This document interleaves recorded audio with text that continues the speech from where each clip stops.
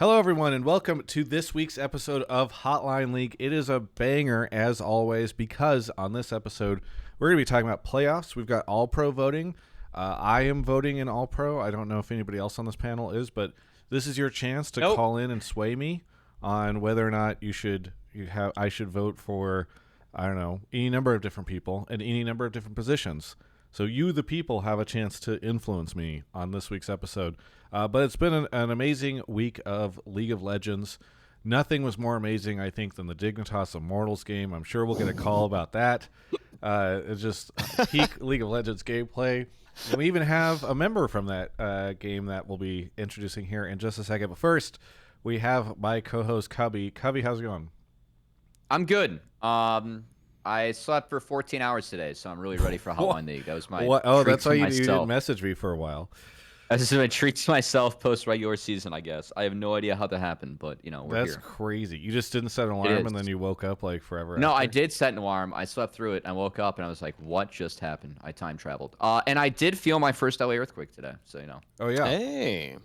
I mean, you had to have been, that was, what, around That woke me up, so? too, and I went back to bed. Really? Yeah, it was a weird day. You were probably like 12 hours in at that point in time, and you woke up for it, and then you still went back to sleep? I have a COVID test coming my way. I usually don't like fall under the weather, but it's been a weird day. I feel everywhere today. So yeah. Dude, maybe this is not the type of thing I should be discussing publicly, and also maybe this is not something that I should be starting the show with. But now when people tell me like, "Oh, hey Travis, I saw you a couple days ago, and I tested positive for COVID," I don't worry about it because I have yet to have it. Oh really? Yes. That's impressive, honestly. And I have gotten so many of those messages. Now I did get vaccinated recently, so maybe that's, and I usually am pretty good about keeping that up. But like, I feel like I am like, if they did a scientific study on me, they'd be able to eliminate that entire situation. Yeah, You could be the cure. I think I am, honestly. Yeah. I've gotten it a few times, and I had more symptoms like in prior times I got it. Each time I've gotten it, I've had less symptoms. Yeah. So yeah, but anyway, this is my Michael Jordan flu game episode. No, I'm kidding. I'm excited. I'm excited for this one though. Yeah. Well, I appreciate it. Yeah, I'm a little worried. If you start to nod off, that'll be fine because we've got two wonderful guests who can help carry the show. The first is Kangas. Kangas, how's it going? It's going all right. And I can actually add more context to Cubby's sleep schedule patterns because I was at his place last night. We were watching Sweeney Todd.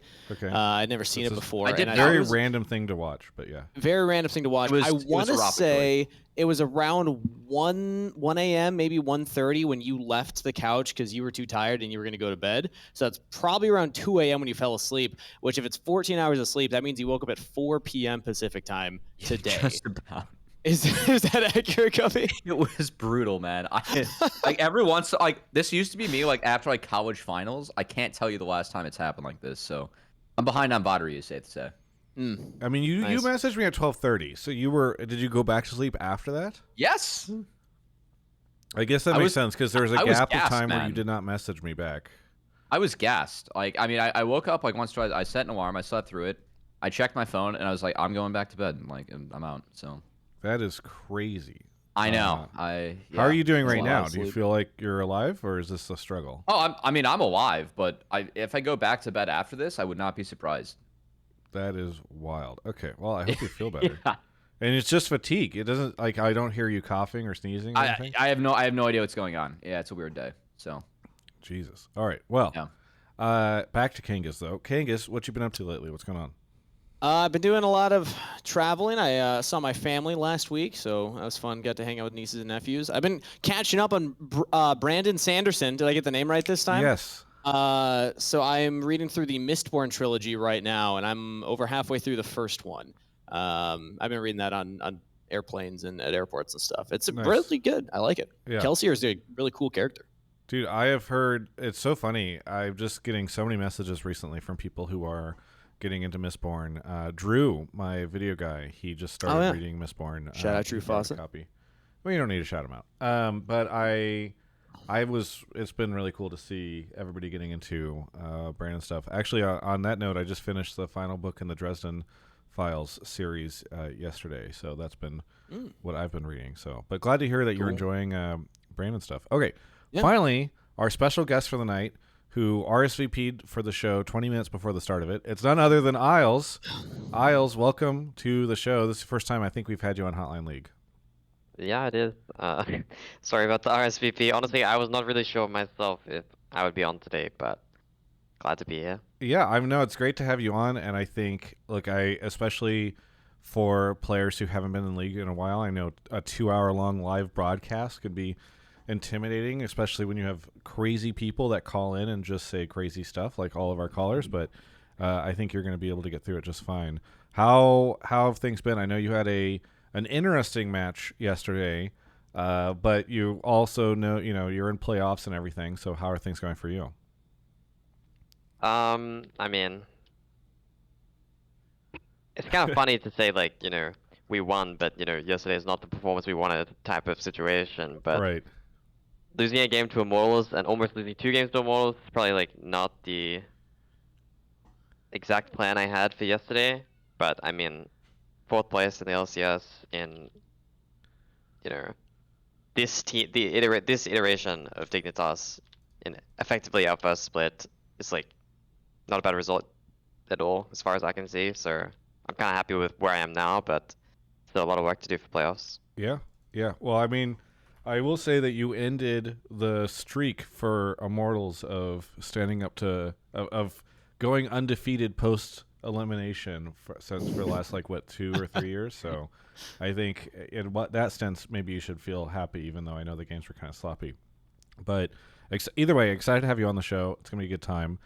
Do you want to give a shout out before we move on to our sponsors tonight's evening show? It is none other than Kia and PrizePicks and NZXT, all wonderful partners. We're going to be talking about all of them throughout the show, but do want to give a big shout out to those 3 sponsors for helping to make this episode possible. But without further ado, Cubby, we might have some folks who maybe are tuning in for playoffs or are not as used to the format. Do you want to talk a little bit about the show and how it works? Because I know you said you've already been getting swarmed with some really good takes. Yeah, we got some good takes so far. I've already pulled 3, but if you guys want to drop your take for this episode of Hotline League, feel free in both YouTube and Twitch chat to go to Discord or type in command Discord, !Discord, or go to discord.gg/Travis to join the Discord. You can @ me and pleb takes, or if you're even cooler, sub takes, or topics, I should say, for each. If it's good, I'll drag you into the waiting room, and then I'll grab you. And you can come on the show and talk with myself, Travis, Kangas, and special guest Isles. So yeah, anything playoff related. I pulled one question that's more directed at Isles, which is great too. But yeah, we've got playoffs, we've got all pro brackets, we have predictions for going to Worlds, we have reflections on regular season. I have one person that wants a profit tag that might have actually earned it, which I've never experienced so far in my time at Hotline League. So might be a fun one. Yeah, and I think we have. Yeah, there's just a lot to talk about. I mean, especially as we're getting in playoffs. We have this weekend, we have Dignitas 100 Thieves and FlyQuest NRG. So if folks want to talk about that, especially with Isles on, I think it'd be kind of fun to get into both of those matches. And the crazy thing that I just want to remind people is next week, not this weekend, but next weekend, we find out at least 2 of the teams that are going to Worlds. And so, for instance, Isles here is 2 best-of-5s away from going to Europe for at least part of October, maybe much of it. So we are really closing in on the end of the season, even if it feels like we still have a couple more weeks before finals. So I think this is when things are going to be heating up. If you haven't been paying attention to LCS, now's a good time to do so, and maybe you can call in and start getting some of that stuff going. So looking forward to doing that. While we're getting takes still going, I do want to mention that if you live in the Southern California area, I'm going to be doing a couple things this weekend. One, I'll be at Command Fest Los Angeles, which is in downtown LA. If people want to come through and say hi, I'm going to be doing some events and all that stuff. You can go find a Google search. There's a ton of really cool people that are going to that, like Brian David Gilbert and Iffy and folks. I'm helping to run a mixer, actually, a creator mixer, on Thursday night for a bunch of different people to be a part of that. I'm also going to an Olivia Rodrigo concert, so that's going to be cool, but I won't be trying to meet people there. I mean, if you see me, feel free to say hi, but I don't have any planned. Olivia's team didn't reach out to me at all about doing any kind of activation or collaboration for Really? That's not too late. I know. I'm happy for you. you. Didn't know you were on that going. one. Now that it's announced. Olivia, if you're watching, I'm coming to your show. So if you Yeah. would like me to do some sort of opening for you, or like if we want to do some sort of live version of Hotline, I'm sure we can get Cubby going before the start of the show. We can do all sorts of stuff. So let me know. I gotta say, there's a new trend right now with a lot of country artists bringing up just random people to shotgun beers on stage. Travis, if that's your style, Yeah. I don't think it's gonna happen to the Olivia Rodrigo concert, but I mean, if she asked me to, I would be down.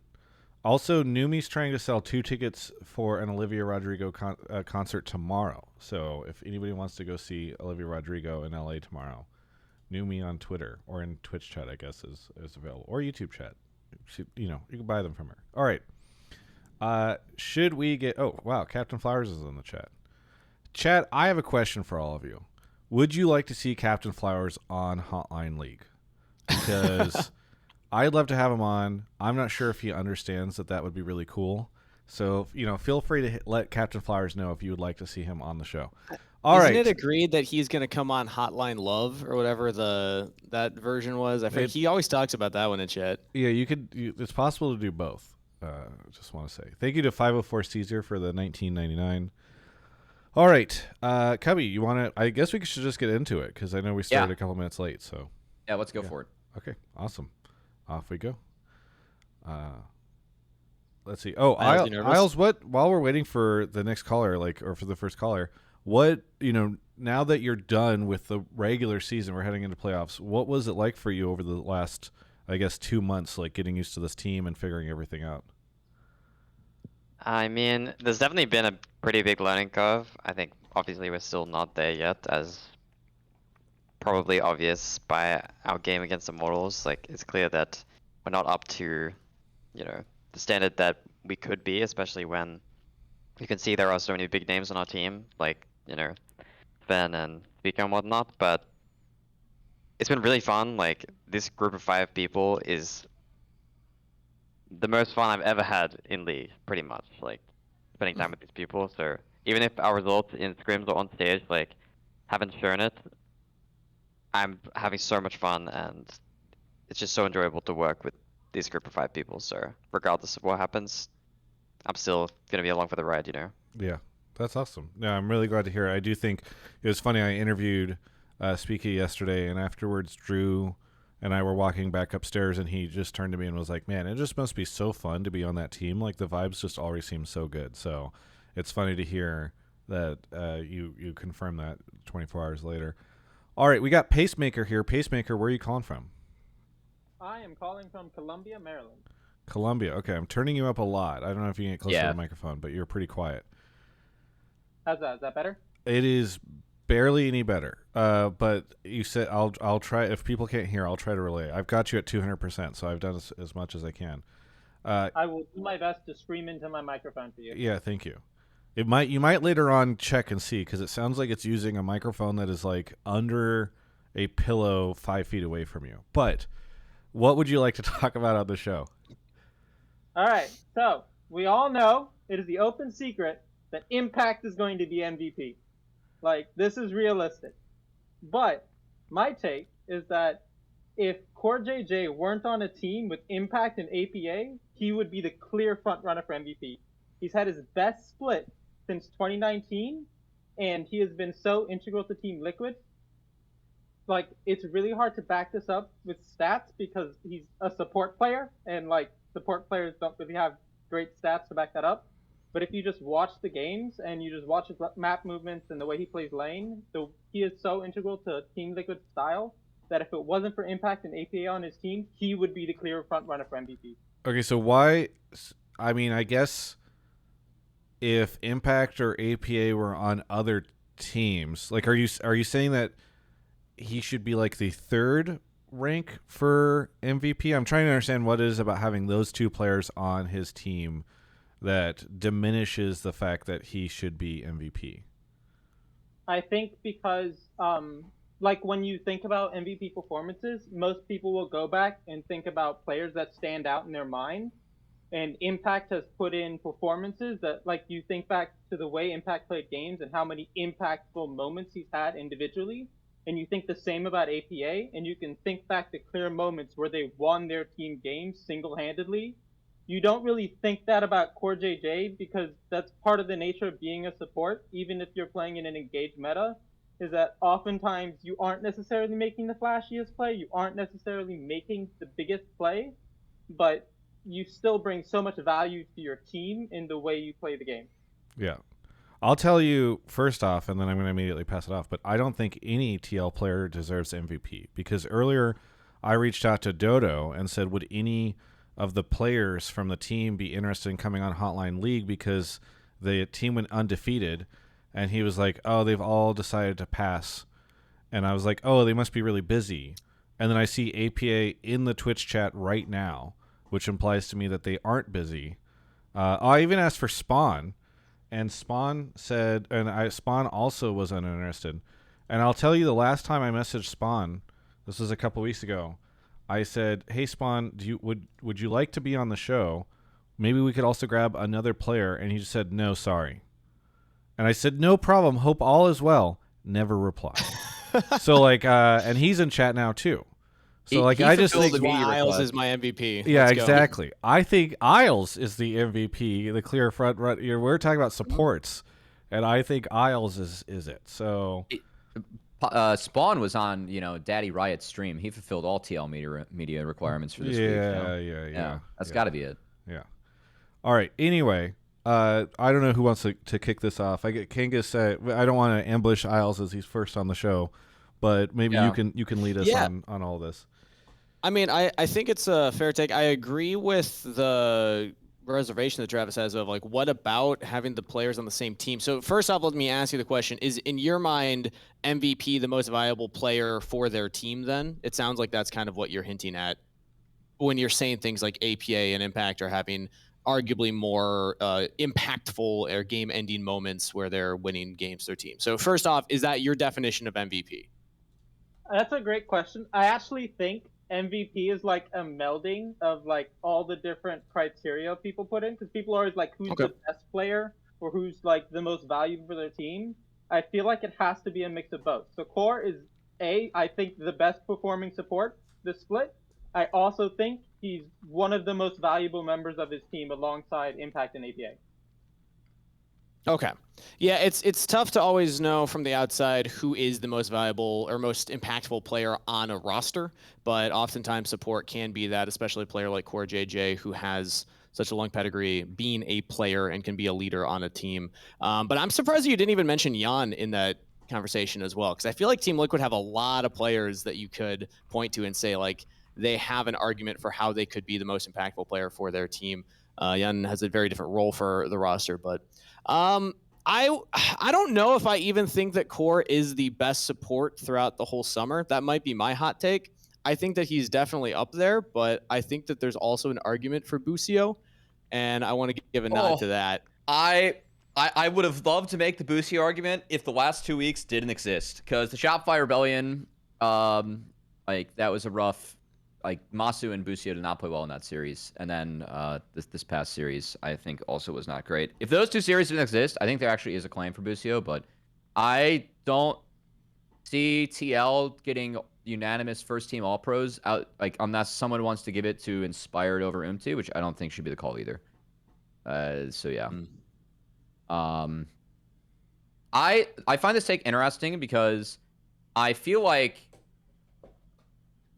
there are a few TL members that I feel like could make a case for MVP.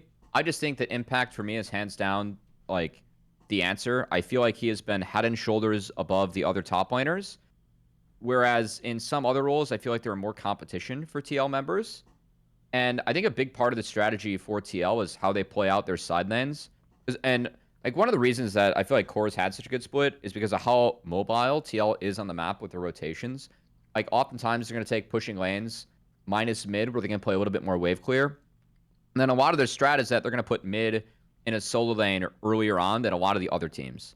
And to be clear, I am surprised that more teams in LCS haven't adapted to how fast TL is to move their mid laner bot. Because that's like, you have TP to interact with the Grubs fight if you want. And TL sticking with the Corki Tristana, like they're pretty safe down there. And also if they pick up CS, they get really big 2+ items, right? So I think that for me, Impact and APA are the ones that are more important to making that happen, especially like in lane swap scenarios. And I think that the way that TL plays, yes, Core is allowed to be more active, but if Impact isn't playing as solidly as he is, or if APA is not playing as solidly as he is, like being down numbers in a lot of those scenarios, I don't think that TL gets to play the map like as efficiently and as well as they usually do. So for me, it has to come down to Impact, as I just feel like he is so much better than the other top laners this split. Like going through his stage games, he has played so well, like and so consistently in so many games for TL. It's really hard for me not to give it to him. There's only one person on the show that has played against CoreJJ. True. And I think might be best qualified to answer this question. So, Isles, what do you think of the take?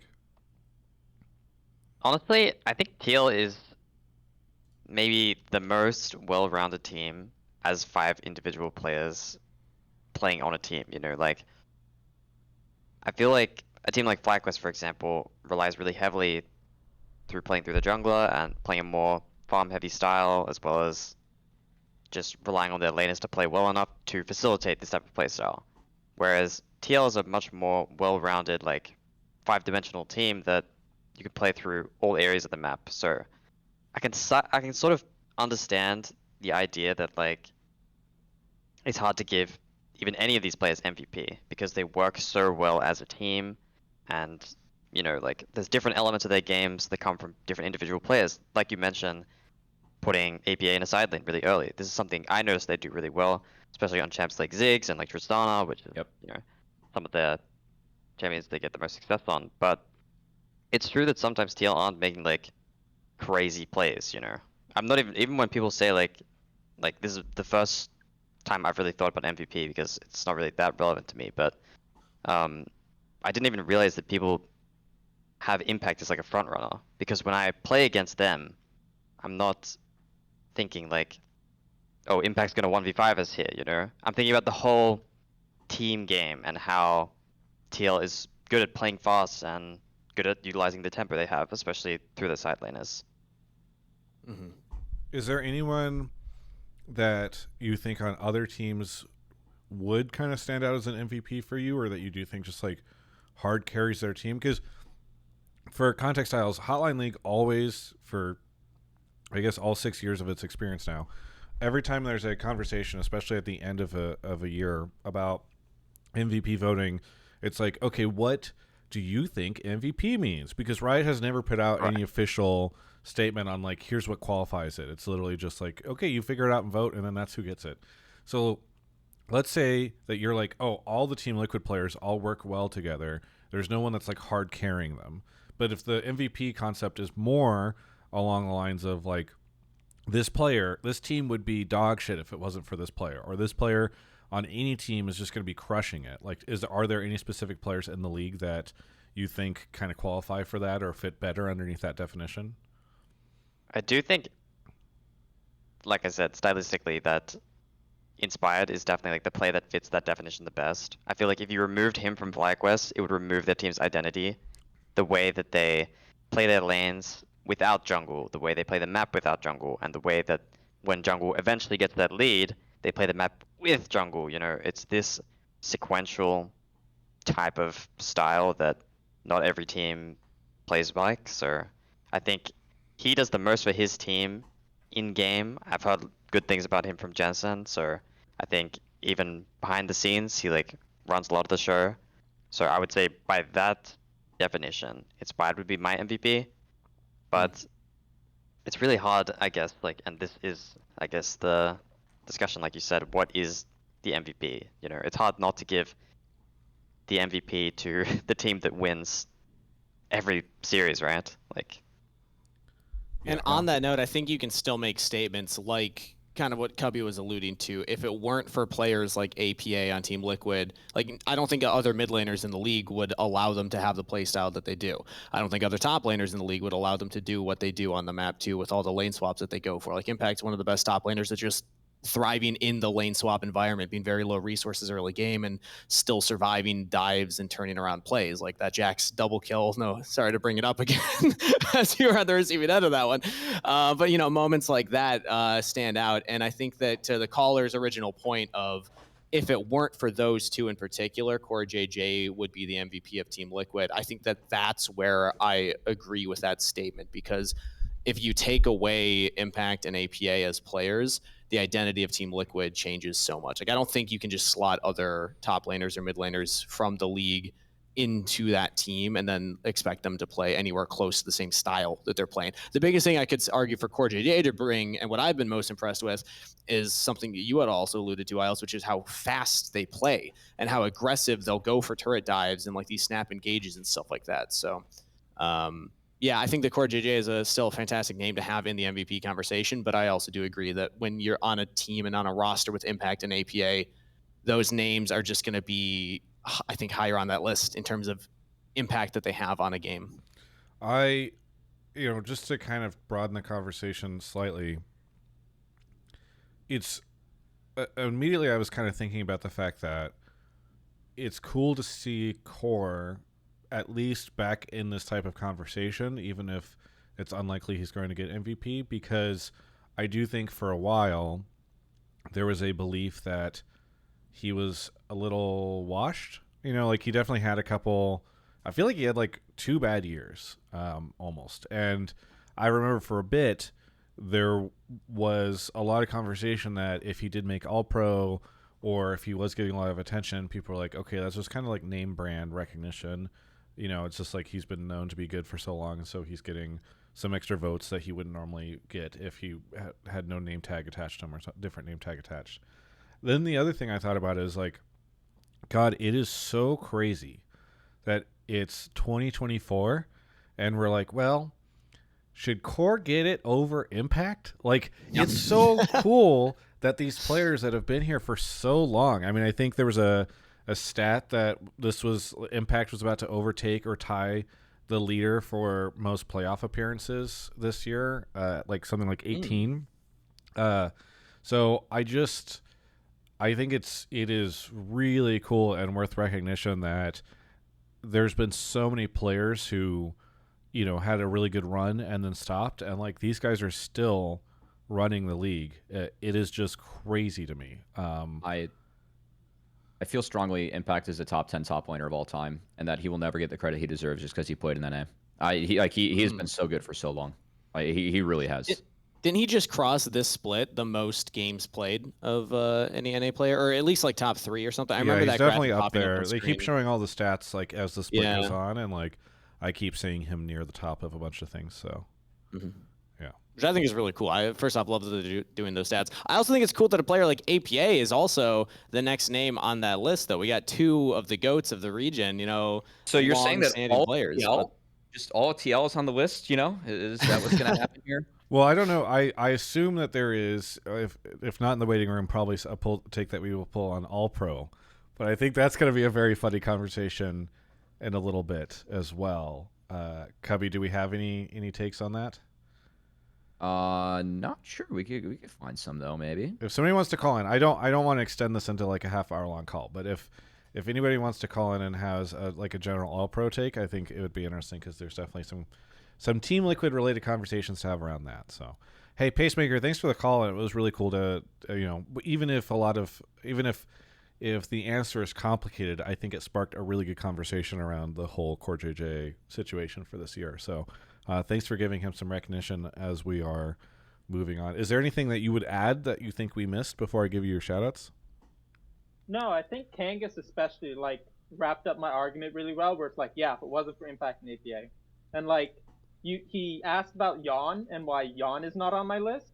I love Yeon. He is my favorite AD carry in the league. I think he's the best AD carry in the league. I think if you put Berserker on that team, you get similar results. Which is why, to me, he's not an MVP. I think that's just the AD carry role. I don't think that says anything about Yeon. I think that's just the way AD works currently. That's a fair argument. I think AD is the easiest role to plug and play. We'll say that too. Exactly. So that's why he's not like in my MVP list. And like yeah, it's like Impact. We all know it's probably Impact, but I feel like the discussion around Core is worth it because he's not going to get recognition because of this. Thanks so much for the call. Anything you want to shout out? Yeah, shout out, all the sponsors, Kia, NZXP, PrizePicks. Shout out Numi, she's fantastic. Like, shout out to her for just making sure the LCS is a really welcoming space. And then shout out TL, my goats. We're gonna win the split again, and then they can come do a victory lap on Hotline League, finally. Nice. Yeah, exactly. I'm ready. Thanks so much for the call, and we'll catch you next time. Cool. All right. We should be getting into our next call here in a second, but while we do that, thank you to Swede Be Good for gifting a sub to Tactical, Swede for gifting a sub to Ixbix, Rambling FC, thanks for the Prime, Intimed, thanks for the Prime, and Norris, thank you for the Prime as well. All right, our next caller is here. Caller, what's your name? Where are you calling from? My name is Shawn, and I'm calling from Buffalo, New York. Buffalo, New York. What do you want to talk about on the show? I just think my all-pro ballot, it's going to be not all Team Liquid. I really hope that we don't do like the best team is the first team. So it's Impact, Inspired, APA, Yeon, and Vulcan. Impact, Inspired, APA, Yeon, and Vulcan. Okay, so you after we were just talking about how CoreJJ should deserve consideration, if not the award for MVP, you've got Vulcan up in the support position over him. And then so it's Team Liquid with Inspired and Vulcan is what you're saying. Yeah, I think you could easily make an argument that 3 players on Team Liquid could be, the best in their roles. But I don't think that all of them are. And then also when I'm looking at all pro, kind of like what the last caller was saying, and even I also talked about like how each player means to their team. Sometimes that means they're allowed to shine a bit more, right? People would probably like point to like B-Boy last year or last split, Boogie even now this year for SR. But when I look at these players and how they've played and performed, these would be my top for each role. I think Jungle is going to be the one that a lot of people will agree with in that probably isn't the clear number one. A lot of Team Liquid players, especially top, mid, and AD carry, it's like pretty much established that, they should be getting that first team All-Pro. I would say having Vulcan over CoreJJ is still ambitious, but starting on the jungle side, Inspired is so impactful for the team when we talk about the MVP category, where if it's just the most valuable player on that team or most impactful player on that team, clearly he is that for FlyQuest. But man, sometimes it still just feels like he just wants to farm camps and not too much else in the game itself. So it's still hard to put him first team All-Pro for me. Yeah, what do you think of, Shawn, what do you think of Berserker versus Yeon? Because it's interesting because I feel like if you're going to bring in a C9 player over a TL player, I'm surprised that it's not Berserker over Yeon and it's Vulcan instead. I would probably say that just the floor of Yeon is this split, not holistically, but the floor of Yeon this split is a little bit higher than what we've seen from Berserker. But I think that may even just be the nature of the AD carry position, because it's kind of hard to look as good when you're the one being like, moved around, and if the rest of the map isn't as strong, right? Or you have like little int moments from top or mid jungle. That would be my only thing. I don't think it's a crazy thing to say Berserker, but if I was to choose, obviously, between anyone in the bot lane, because there is a world where maybe I would have looked at Berserker over Yeon, but I think through the entirety of the split, Yeon was just pound for pound the better AD carry. And when I'm looking at support, I also look at how Vulcan and Core, I think, is 1A, 1B, and I just am giving the nod to Vulcan. Yeah. Our last caller, Pacemakers in Twitch chat right now, says, for what it's worth, Yeon leads over Berserker in almost every stat. And, well, I don't think that stats should be the sole deciding factor in this stuff, because, at that point in time, why even have voting? Yeah. Well, I do think that it is a worthy point to bring up. Isles, what do you make of this conversation? I'm curious on the support take too, Isles. Like, what do you think specifically on that? I do think that support, even last split, is probably the closest role. It's really hard to determine like what a support does for a team and how you can actually measure that or find a metric for what's good and what's bad.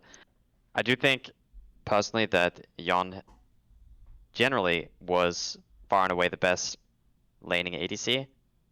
Not sure about like map movements or this type of thing. It's definitely a lot harder to find when you're on a team that just generally wins. It's like Pays on Genji, for example. People might give him all pro, but it's hard to say if he's actually playing better than other ADCs just because his team is so good. For support specifically, I mean, a lot of people mention CoreJJ, but obviously I don't watch some of the games as closely as like spectators do.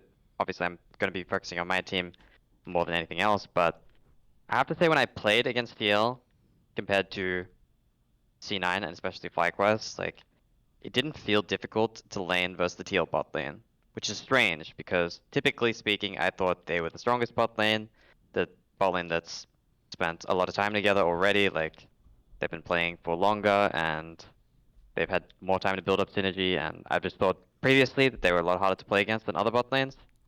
But when I played against them on stage, obviously there was like lane swap shenanigans in the first game, but even in the second game, it didn't feel like they were difficult to lane against or like, I don't know, as challenging as some of the other bot lanes, like namely the FlyQuest bot lane I found was like much more aggressive, much more like willing to try and punish a mistake or play that little bit more cocky. But the same thing kind of goes for C9 as well. It was definitely a long time ago when I played them. Like it was literally the first series of the split, if I'm not mistaken. Yep. And I thought Vulcan had a really, really bad series. So it's hard for me to look back and I guess compare these two players based off the games that I played. But I mean, do you really get much is hard scrim to time determine. against them? Obviously scrims are probably not something I know players and teams probably do factor scrims into their voting, even though they shouldn't because it's probably hard to separate that. But do you feel, I don't know if you played against Team Liquid a lot in scrims and also felt that way in scrims? From scrims, I would say, again, the duo was not where I thought the strengths were directly. It was more so, I mean, TL has been really known for lane swapping and winning the game through small XP advantages and lane assignments, like putting their mid on side early and blasting open the game that way.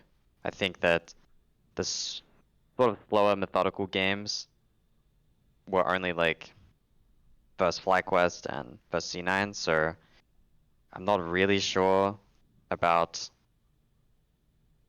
just who's winning them games, honestly, outside of like the early game, I don't know, it's hard to tell. Scrims are very like chaotic, and a lot of times we play versus TL, it is this small stuff, like APH appears on the side lane randomly and we lose the bot tower 10 minutes, So it's hard to gauge from that either, but I mean, all of bot lane, honestly, I don't even know if I was voting on bot lane, I don't even know what I would vote for all pro.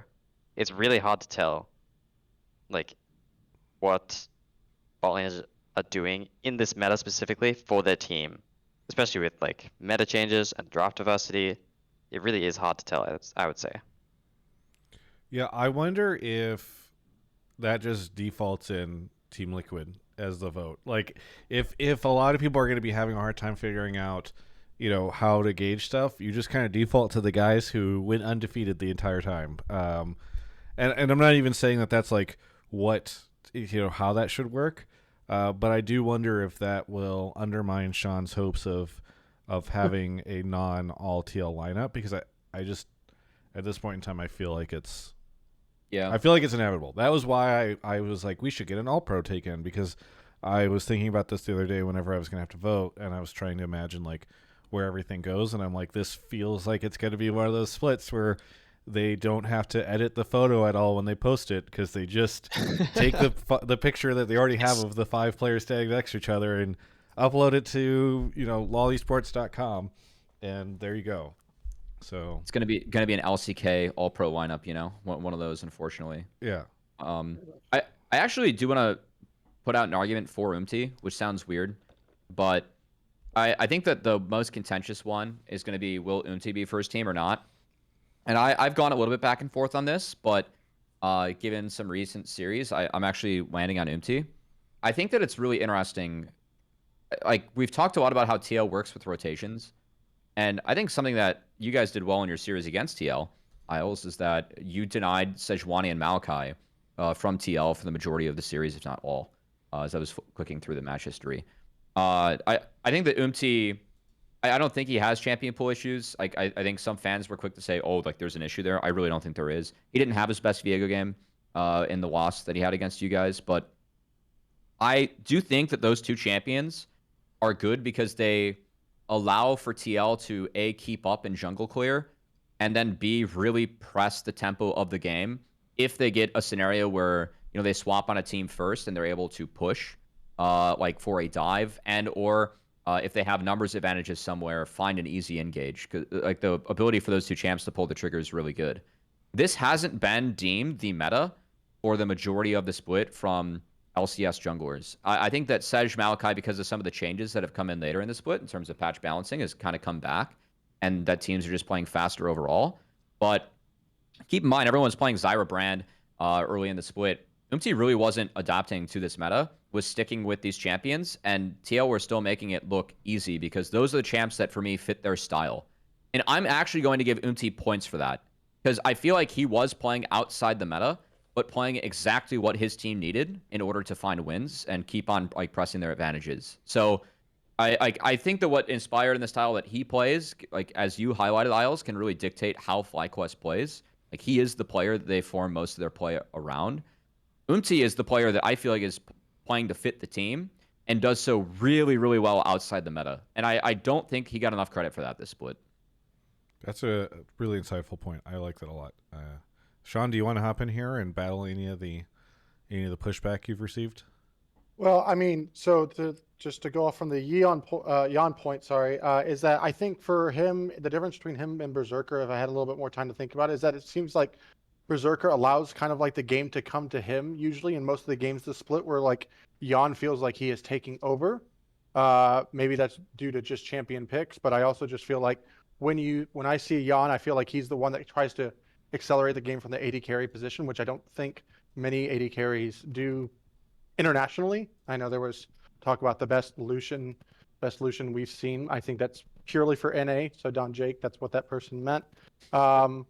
But and then also to the point of Umti, I think it's a really, really good point that you said, Covey. But I think everything you said, while correct, I don't think that's going to be in the minds of voters that while he is filling the more utility role on the team, that he's doing the exact same type of thing to where the team can play a certain style that they need to, whereas people like Blabber and Inspired are going to be more of the catalyst that drives, the train, right?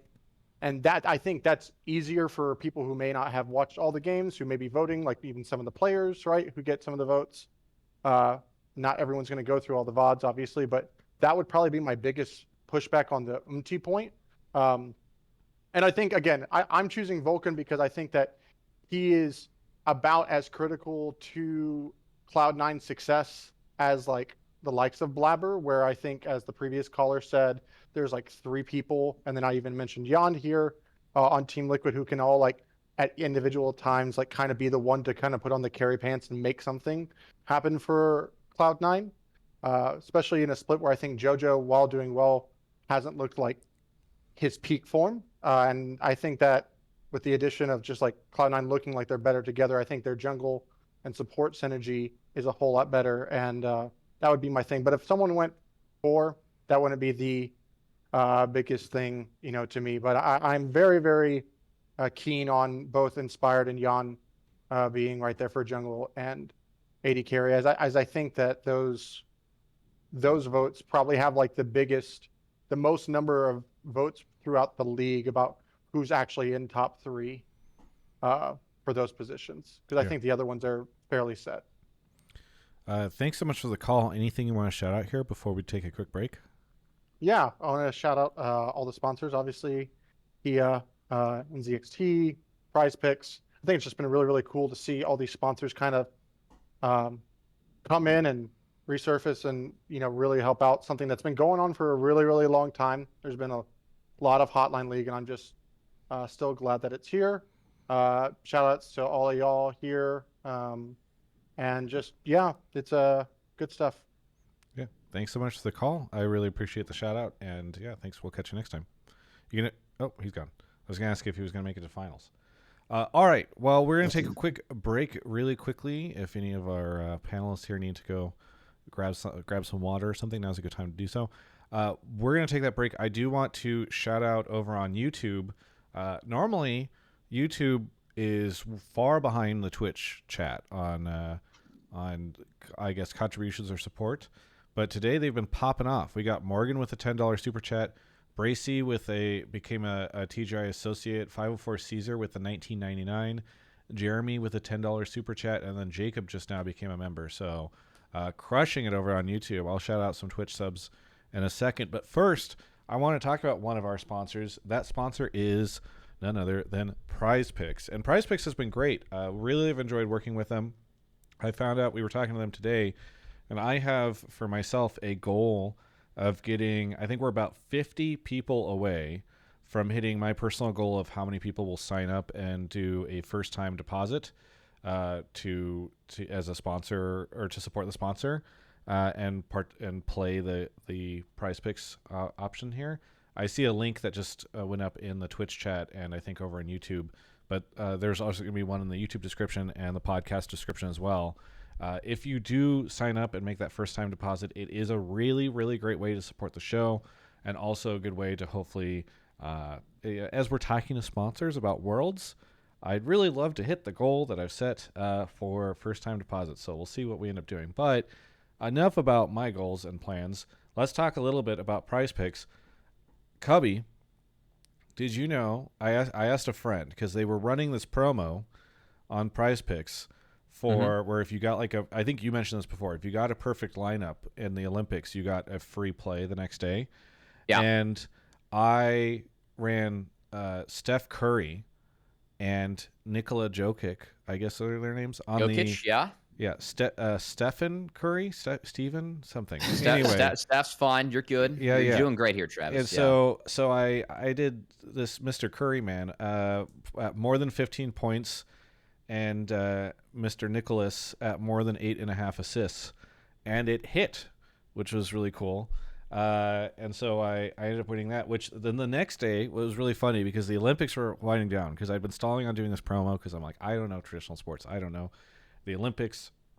And I got a free lineup, and I just looked last minute because it was the final couple hours, and I guess there was some tennis happening, and Alexander Zverev, more than 23 total games, and then Hubert Hurkacz, I hope I'm saying that right, more than 25 total games, ended up winning that as well. I just YOLO'd and was feeling good about it, and so that was my major Olympics plays. But of course, you don't have to play traditional sports, because who would, you know? I do want to shout out to somebody who did play this past week. I'm trying to see if anybody played Isles, but I'm seeing mostly people playing other lineups. Here's one that does have Dig though. King Manchi in the Discord and the PrizePicks channel did a $50 power play around a 4-pick lineup. Ended up winning $375 on this. Jojo Pion and Berserker more than 15.5 kills in their first 2 games. Vulcan at more than 16.5 assists in the first 2. Bwippo and Inspired and Quad less than 16.5 kills in the first 2 games. And Licorice, Spica, and Jensen. Oh, maybe this is not a positive. He was guessing that the game would be a stop. Licorice, Spica, and Jensen less than 21.5 kills combined in the first 2 games. So congratulations to King Manchi for a really big win there. Thanks for everybody who does sign up and play PrizePicks. It's really cool to see everybody who is sharing their picks in the PrizePicks channel, and it's been good. I didn't share this one, but I went to a Dodgers game this past week and decided to use my PrizePicks account while I was at the game. So I had a Schwarber home run and Nick Castellanos over in terms of total bases, and that hit too. So that was kind of fun. Yeah, that's super fun. So yeah. Congrats. Yeah. Something to root for while I was in the stadium, Yeah. I see. I guess it's pronounced Jokic, not Jokic. Yeah. Jokic. He's Serbian. It's he's kind of just the GOAT. My he was more apologies to excited to Nikola. win bronze with his country than he was to win an NBA title. All he wants to do is just be a horse owner. But he's 7 foot. Like he's 7 feet tall, so you can't ride him. Yeah. Yeah. I remember I saw a clip somewhere where Shaq was talking about how he had like a giant horse that he could. He loves horses. Yeah. Yeah. Yeah. Anyway, that's our PrizePicks shout out for the night, and also more sports talk than we normally get here. And didn't even have to bring up what you did yesterday. Yeah, I played pickleball, and Cubby was really excited that we got pickleball on it. Wait, Isles, have you gotten on the pickleball train? Because I feel like so many esports pros are playing pickleball these days.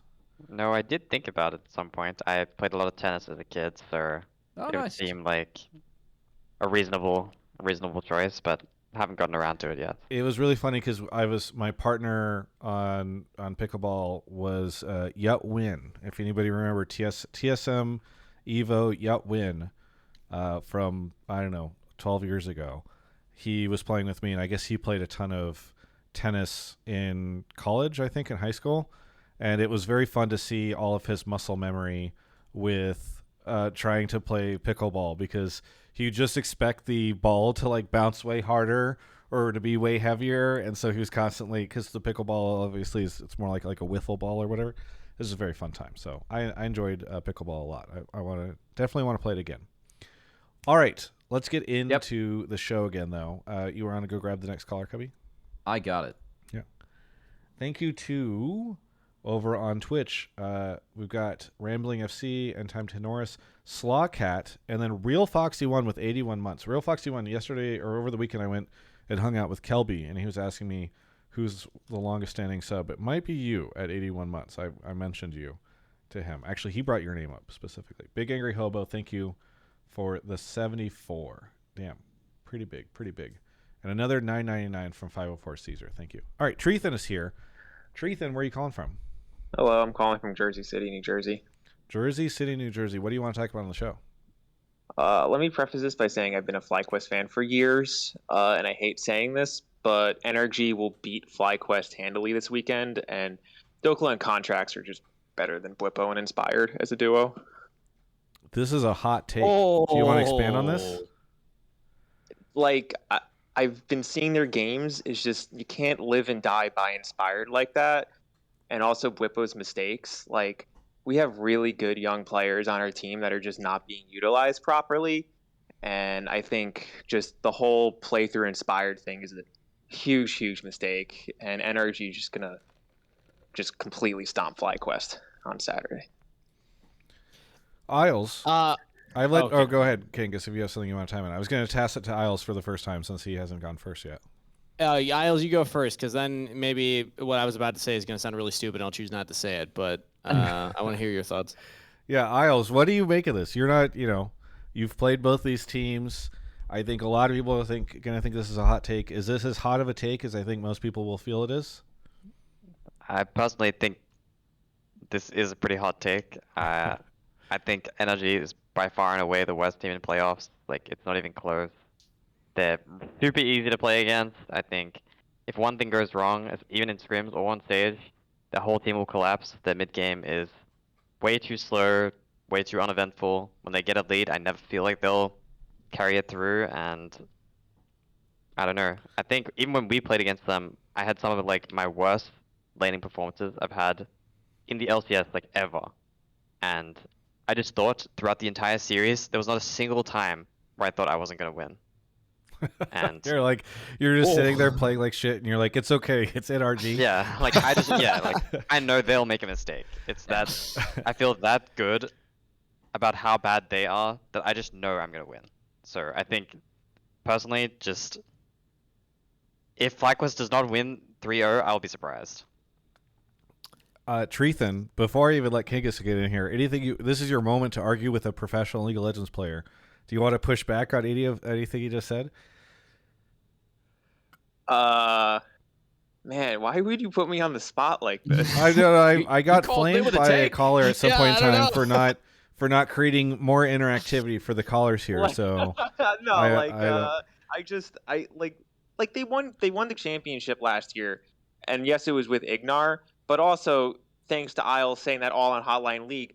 Now NRG can listen to that and be like, we could fix that by Saturday. So everyone should be thanking Isles for saying what their problems are, because now they're just going to win on Saturday. Yeah, I'm sure they never realized that they fall apart. Mm-hmm.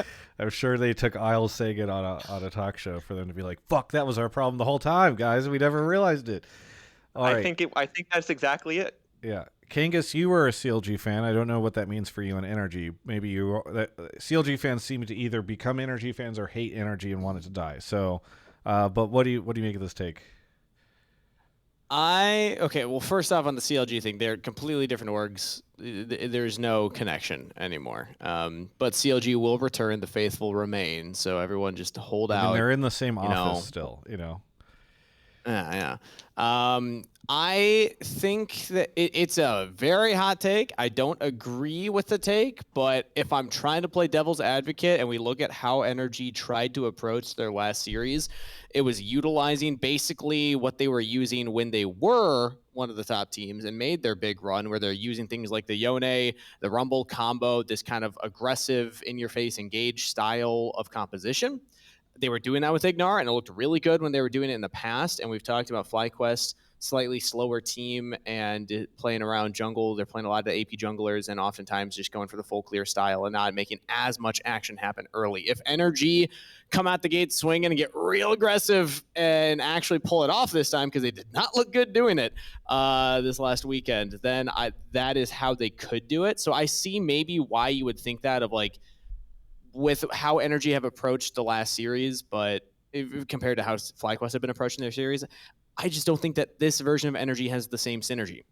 I don't think that they're playing at the same peaks that they were before, and I think in particular their support change, that is the biggest difference, because Ignar has always been an aggressive support who would oftentimes be the leader in those engages, and I just don't see who he being the same guy for them. So I want to believe upsets are fun, right? Like it's cool and stuff like that happens, and I love the passion behind the take, but that's a lot of cope that I just gave you. So hopefully you can ride that high into next weekend and enjoy the series. Isles, based on what Kangas was just saying, is there any, like, we've mostly focused on the NRG side, but what about the FlyQuest side? Is there any weakness there that you perceive? Like if NRG suddenly were to be like, oh, we listened to Isles and now we realize not to just fall apart when we make a mistake. How much of a crack do you think FlyQuest has in it that could be exploited, or are they just sort of like a wall? I do think that, if I'm not mistaken, NRG won one game against FlyQuest, right? In their series in regular season. I have to go back and check, but I can look while we talk. Yeah, I do think they lost one game, if I'm not mistaken, and it was due to like a big bot lane laning error, which honestly has not been that unheard of. I think that no, Dig did go 0-2 to. No, Energy. I was thinking really? of Dig because I was talking about you. Sorry to remind you. Right. Sorry. Continue. I don't remember which team it was then, but there was one game where FlyQuest was playing against, a team that's expected to be worse than them, and they like just fell apart through early laning in bot lane, and I think.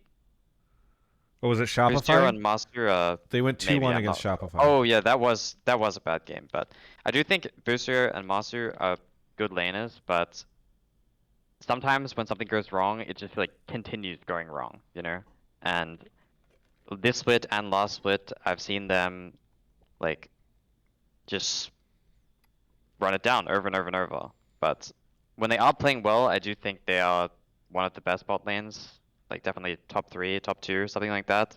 So it's not easy for me to say like, just play their bot, like play to their bot side and they'll just int or die or something like that. It's like definitely like you say, like a curb take, just something to look for, I suppose. Not really something you can play for, but if NRG was to win a game, I would assume, just by looking at like the scoreline, for example, if I hadn't watched the game, I would assume it's because bot lane fell apart early or something like that. Yeah. FlyQuest went 2-1 against NRG and Shopify, so you were right. But also that they do seem to lose games that they are expected to win. Go ahead. pretty tough Baron throw in that series too against NRG. If they were ahead in all three, they threw one though. I mean, if I'm going to add to this take, I'm with Isles in the sense that I think the Masu and Busio, like, again, if it wasn't for just, if I remove the last 2 weeks, like, out of my understanding for them in the split, I think they had a great split. They played very poorly against Shopify Rebellion, and I don't think that they were the biggest issues against C9. I think that it was just okay. I do want to say that if I had to pick a best performer from NRG, I don't know if Isles would agree with this or not, but I actually think FBI is, like, still really solid. I don't know. I see this guy, like, playing out fights. I don't feel like he's the problem in this team. So if there's any way that, like, they can actually formulate any leads through that, or if Contracts throws out some curveballs, it's always done well for NRG in the past. With all that said, I think it is FlyQuest 3-0 or 3-1, and I don't think I think, unfortunately, like, NRG, it just feels like they've had the same issues all split, and have made zero progress or, like, negative progress in terms of fixing them. And I agree with Isles that it feels like they don't have a real chance to make Worlds with where they sit right now. So, yeah. Do you agree that they are the worst team in playoffs, which is what Isles alleged? I don't know. It depends on which version of Dignitas we see. Oh, I see some early games from you guys. He's sitting right there. I know. I'm being honest. I was like, look at the bot lane. Look at the bot lane of FlyQuest. if the early games for Dignitas, like, I don't know. There's some games, like, I see you guys draft, and it's like 2 or 3 losing lanes, like tough jungle matchup, and then early game just goes up in flames. If that's not, like, I think of late it's been a little bit better, but as long as that doesn't come back, then yeah, I do think NRG is probably the weakest team. So yeah. It's interesting you said Dig versus you think 100 Thieves. There's no contention there. I feel like they have a nice little honeymoon phase going with Tomo. We played really well this past week, so and also, like, throughout the rest of the split, I actually think Quid's, like, been fine / scaling and, like, gotten better, and Sniper has hit and miss games, but I feel like 100 Thieves have a better, like, more odds to actually take games off of these teams than NRG do. Yeah. So, I saw a Reddit thread yesterday that I don't think got very many upvotes, but it showed up in my feed. That was like, it's so insane that NRG only won 2 matches and are in playoffs. And it is funny to think about. Now, obviously, when you look at the score line and you look at the standings and all that stuff, but, like, that statement, I do think if you told somebody, like, oh, they won 2 matches and they made playoffs, I can understand why people would think that that's kind of crazy. All right, treethan, any final thoughts here before I give you your shoutouts? Yeah, I kind of feel like it wasn't touched upon, but, like, Bwipo inspired, like, if they throw, like, the game's just over. yeah, but Bwipo would just play Scion and the line swap, and it's fine. How does NRG win that scenario?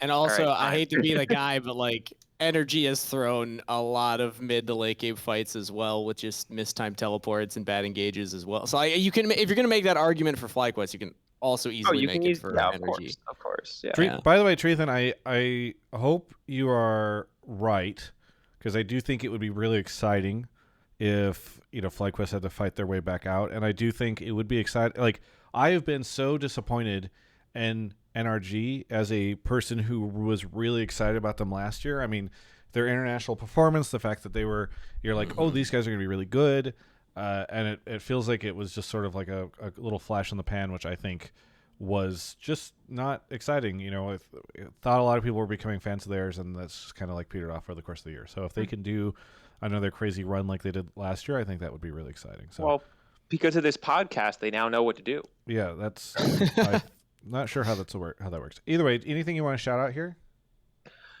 Yeah. Shout out to your new sponsors, and shout out to In-N-Out Burger being inferior to Whataburger. What the fuck? All right, you can get out. Bye. That was I appreciate the shout out to sponsors, but that's just like that is such an insane take. I've had Whataburger. I'm sure, like, it was fine whenever I was like, oh, I just got done at this wedding in Texas and I want to go grab, like, a honey chicken biscuit or whatever. But In-N-Out is just god tier. By the way, the secret to In-N-Out, the secret tech, replace the bun with lettuce. Their lettuce is so good. And the bun, while not bad, is like the only, in my opinion, like mediocre part of an In-N-Out burger. It's so good, and because of the little holder that they put the burger in, it's, you know, you don't have to worry about the stuff falling out from the bottom of the lettuce wrap. It's really good. All right. That is an interesting take. So I was about to agree with what you were saying in that, yeah, Whataburger is one of the most overrated burger joints, and it's just regional pride. I'm sorry, Texans. It's just that. That's all you got. But you think that the lettuce wrap thing is crazy? I have not tried that, but I'll give it a shot. That honestly just was like a plot twist. Going off of regional pride, Portillo's clears all, so that's fine. Oh, okay, yeah. If you say Portos, I agree. But any Potbellies fans? Yeah. Yes. Yeah. Decent social media manager, pretty mid fast food. All right, let's get into the next call. All right. Thank you to CJ Foxy Boy for the 17 months and Lit Drummer Boy for 49 months, coming in on the big 50. Thanks everybody who's been so generous on super chats and subs tonight. I really do appreciate it. It's been pretty cool. See Park Mom in the chat. Park Mom, am I gonna be seeing you at any of the FlyQuest Magic the Gathering things anytime soon? I saw you tweeting like a crazy person whenever the earthquake stuff happened earlier today. Park Mom, noted Travis Gafford hater, is in the chat. I don't really understand why. Either way, we got our next caller here. Caller, what's your name and where are you calling from? Hi, I'm Wafflefoot, calling from the home of Whataburger, Dallas, Texas. Dallas, Texas. I was there earlier this year. And you're playing Cyberpunk 2077? Yes, I had that going on in the background. Finally getting back around to it. Wow. All it took was half a decade for them to make the game that they promised, and now I'm enjoying it. Yeah. Well, what do you want to talk about on the show tonight? Well, frankly, I think it's embarrassing that neither WotC or the Commander Advisor Group have banned Nadu yet. So true. In so any true. circles. But really, though, it's that 2 weeks prior to the split starting, I called that Team Liquid was going to be undefeated, and I'm calling in to earn my profit tag. So, the other person who called or who said this was Steve. Now, Steve yes, did say I said it first. Okay, that's fair. I just doesn't wanted to work. I tried to go clip, so I clipped it on YouTube, and then discovered that unlike Twitch, YouTube clips are not like easily downloadable, because with Twitch clips you can just download them. I was like, I'm going to post this on Twitter and show that like Steve called it back in the beginning of June. Now, Steve did say perfect split. I don't know if when he said that, he did not clarify if perfect split was like that they would never drop a match or they'd never drop a game. Perfect does feel a little bit like not dropping a game, but I don't know. But okay, so you called, you said this. What was your explanation at the time? You were just like, good team, gonna win? Honestly, at the time, my reasoning had come from their performance at how they had performed at MSI, how APA over Spring Split and the course of international play really stepped up his game, has become way more than just a Nico Cassiopeia Ziggs one trick. He's defeated his demons finally. He beat Palafox in multiple matches back to back. So doesn't have Palafox being his daddy looming over his head. I also think the team just came together extremely well and leveled up as a whole going into summer. And I think that their performance and their play has clearly demonstrated that. Yeah. No, I like the take a lot. You ended up being correct. Were there any moments where you were worried? The only time that I was worried was actually at the beginning of it wasn't at the beginning of last week. It was the series. I forget which team they were going against, but the series where Umpty had his back-to-back Viego games where they're like, oh my god, Umpty's not on tanks. What is TL gonna do? And then, they still ended up being just fine. Just having the one little the flub game again with his second game on Viego, but then getting him on the Jhin. You weren't even worried when they lost. I think, didn't they lose the very first game of the split? Oh yeah, no, like they've lost multiple games within, or they've lost single games within series. Yeah. But I was still pretty confident that, They'd in win some the next cases two. it's jitters, some cases it's their not nerves. What's the word that I'm thinking of? They're warming up, or they had a bad Sure. read on a draft, bad play out. But that's why I was confident still at the begin, and why I said at the beginning, with the introduction of best of threes, that they're going to have the quote unquote perfect split. In other words, being undefeated in series, because Sure. this team has always demonstrated that they are a real force to be reckoned with in a best of, because they are very, very good at adaptation throughout the series. Yeah. Do you want to double down then? How many games do they drop in playoffs? In playoffs, so if they win both series, then it's just 2 best of 5s and they've won, right? I think 3. Am I doing that math right? 3. Is it 2 or 3? I I think can't it would remember. be 3 because they. 3. Okay. Am I crazy? I thought it was. It is less 3, I than think. that. Okay, let me just confirm. Yeah, we can pull It's up the just one bracket. to qualify for Worlds, though, right? Yes. From their perspective, yeah. Yeah. Okay. Yeah. Mhm. Which it would be I hate. I despise that format. I think it should be 5 and 6 get 1 life, and you have to win 2 best of 5s to go to Worlds. But yeah, I think that's a step backwards. So Yeah, because if they play next week against either Dig or 100 Thieves. I mean Dignitas, definitely Dignitas, and then they'll play whoever. Assuming Dignitas, something goes wrong. They'll play whoever comes out of the Cloud9 match, and then if they win that, then they're waiting in the finals for whoever comes up out of the lower bracket. So. Yep. Yeah. Okay. So I do want to stake the claim that TL is going to win the split. I do think they're going to take first seed going into Worlds from North America. That inside, I want to be on the safe, on the safe end and be like, oh, they'll drop at most 3 games, but we're gonna, screw it. My first take was balls to the wall, so we're gonna say they're gonna drop at most 2 games. Yeah. Going into finals. So let's go. Wait, going into going finals? into finals? Sorry. Throughout Okay. playoffs, they will drop at most 2 games throughout playoffs. Oh man, that's so crazy because I do think most people would predict that we'll get a C9 TL matchup. I guess it's not that crazy because they dropped a game to C9. They also dropped a game to FlyQuest, and if they win next week, then they will definitely play one of those 2 teams, assuming NRG loses, and the treethan was not right. So, yeah, I guess it's not crazy to think they just they do the same thing. They drop 1 game, they go 3-1 in both those series. So it's not. Actually, I don't even know if it's that hot of a take to say that they're only going to drop 1 or 2 games throughout all of playoffs if you think that they're going to win, because that would be in line kind of with how their games went in regular season. So also in spring playoffs last year, their last 3 series, they only dropped 2 games across the 3 series, but they did drop into the lower bracket from FlyQuest before that happened. So yeah. I definitely think they're stronger now. So yeah, I think. Well, first off, congratulations on being correct. It's always fun whenever we have a caller that calls in and boldly predicts something, and then they end up doing. What was the reception, by the way? Oh, I don't even know, because I put the take in, and then Cubby didn't even take me. Oh, so you're calling into Victory Lap? You never even called in. I didn't get to call in, no, but I do have. I replied to the take in the chat. So yeah, Victory Lap, and you just said it in a Discord somewhere that nobody that's. But it was. I have the receipts. What do you want to shout out here at the end?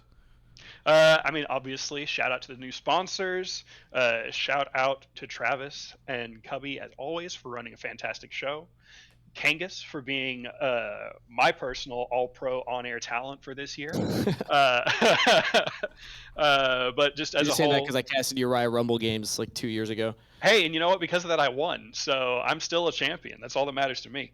But just huge shout out to you guys. Thanks for keeping things awesome, and hope to see some more awesome content going into playoffs. Yeah, definitely will. Thank you so much for the call, and we'll catch you next time.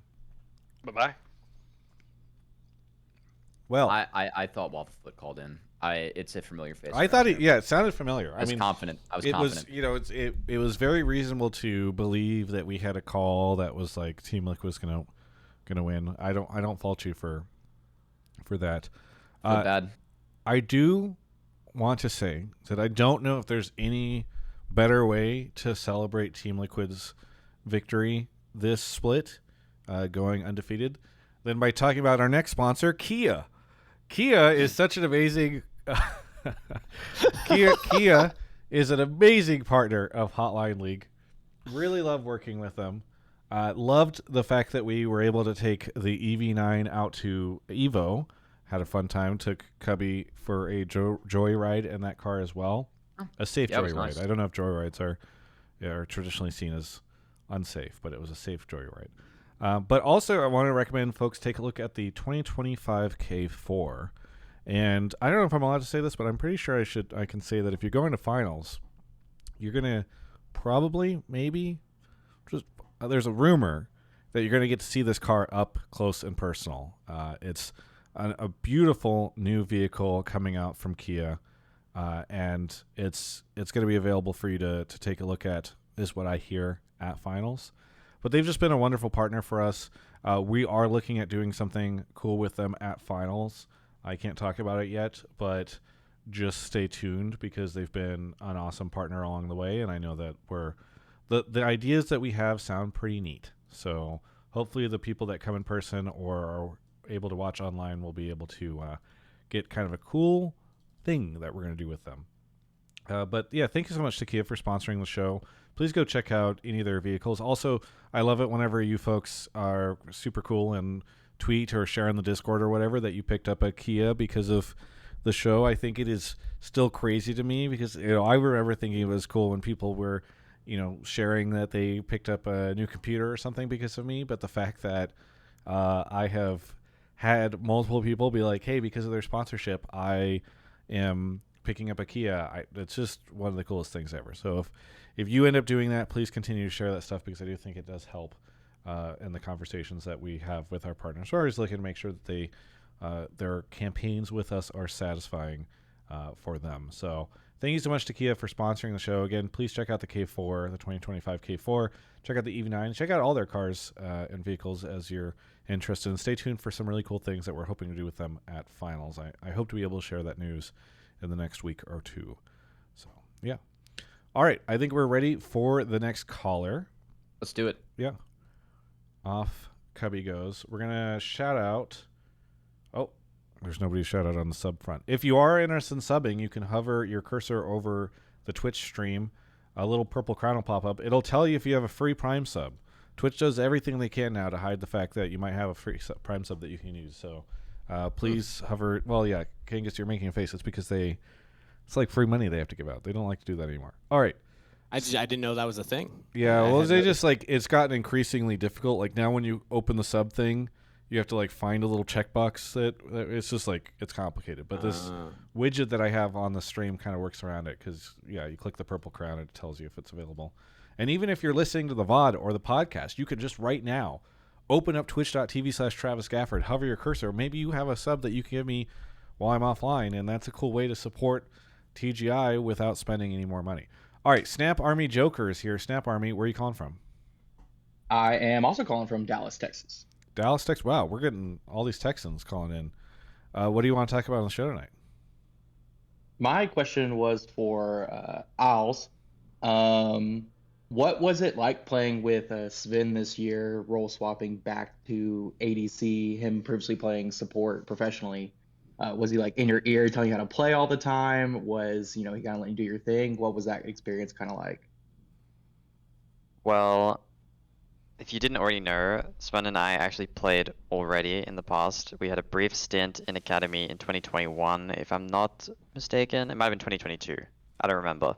But we played behind the scenes in scrims when the whole LS experiment thing was going on at the start of 2022, as well as in 2021, if I'm not mistaken. So I kind of already know, or kind of already knew where his, I guess, like, ideas lied inside of the game, and I think even now, like, we have a lot of the same views about League and how teams should operate, like who should be talking in a game, what's important, and how teams go about winning. So for me, there was like almost no sort of, I guess, adjustment period. There was like a very small one where, we're learning how to lane in new matchups that are popping up and whatnot. Like, I think compared to last split where Varus and Kalista were the primary champions, it's definitely been a different meta. And from our very first series, first Cloud9, where we were prioritizing Varus, instantly after that, it's always like, Zeri and Ezreal and whatnot. So there was an adjustment period there, but playing with Zven has been really easy and really fun.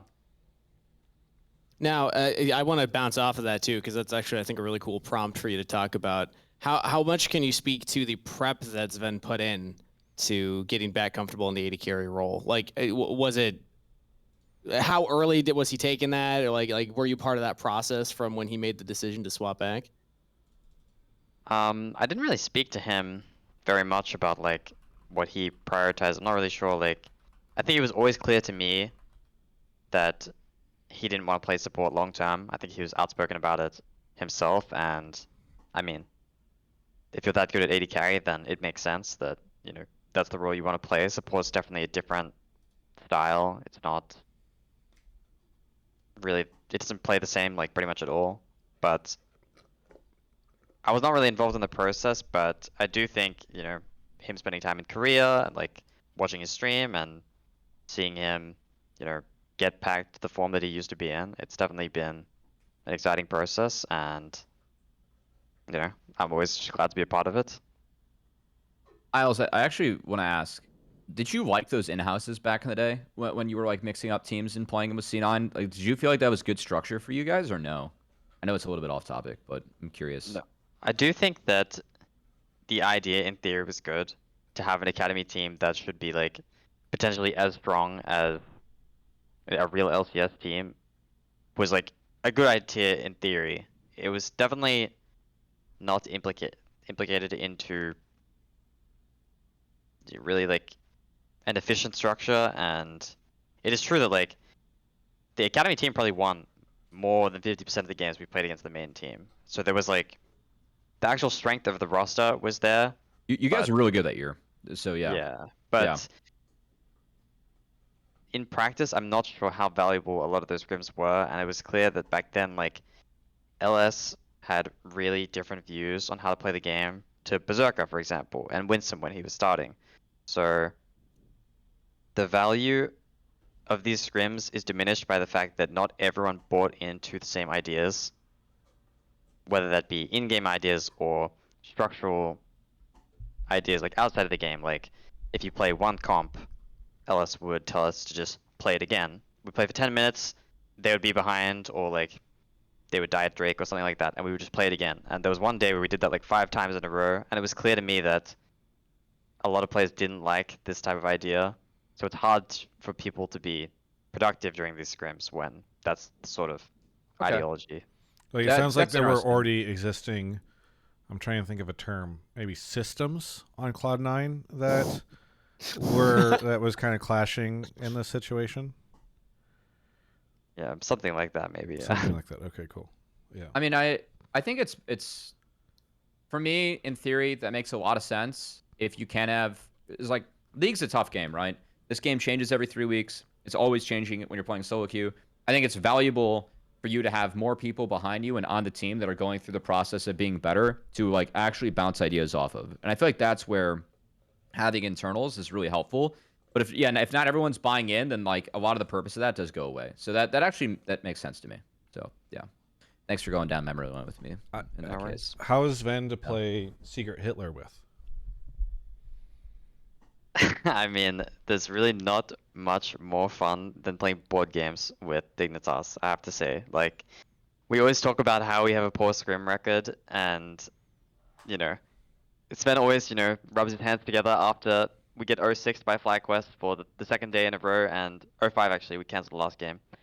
But, he rubs his hands together and says, like, time for the main event, and we sit there for 2 hours just playing a game, and it's definitely been the highlight of my split. Not obviously we don't take it like so seriously that it takes away from League, but it really has been such like a huge difference than the first split, for example, where nothing wrong with having Korean teammates, but there always is that small disconnect culture-wise where, you know, if you can imagine, or you can picture it, there'll be like the Koreans sitting on one end of the dining table, and then the Westerners on the other side. They'll have their kimchi and hot pot in the corner, and then I'll be eating like a sandwich, something like that.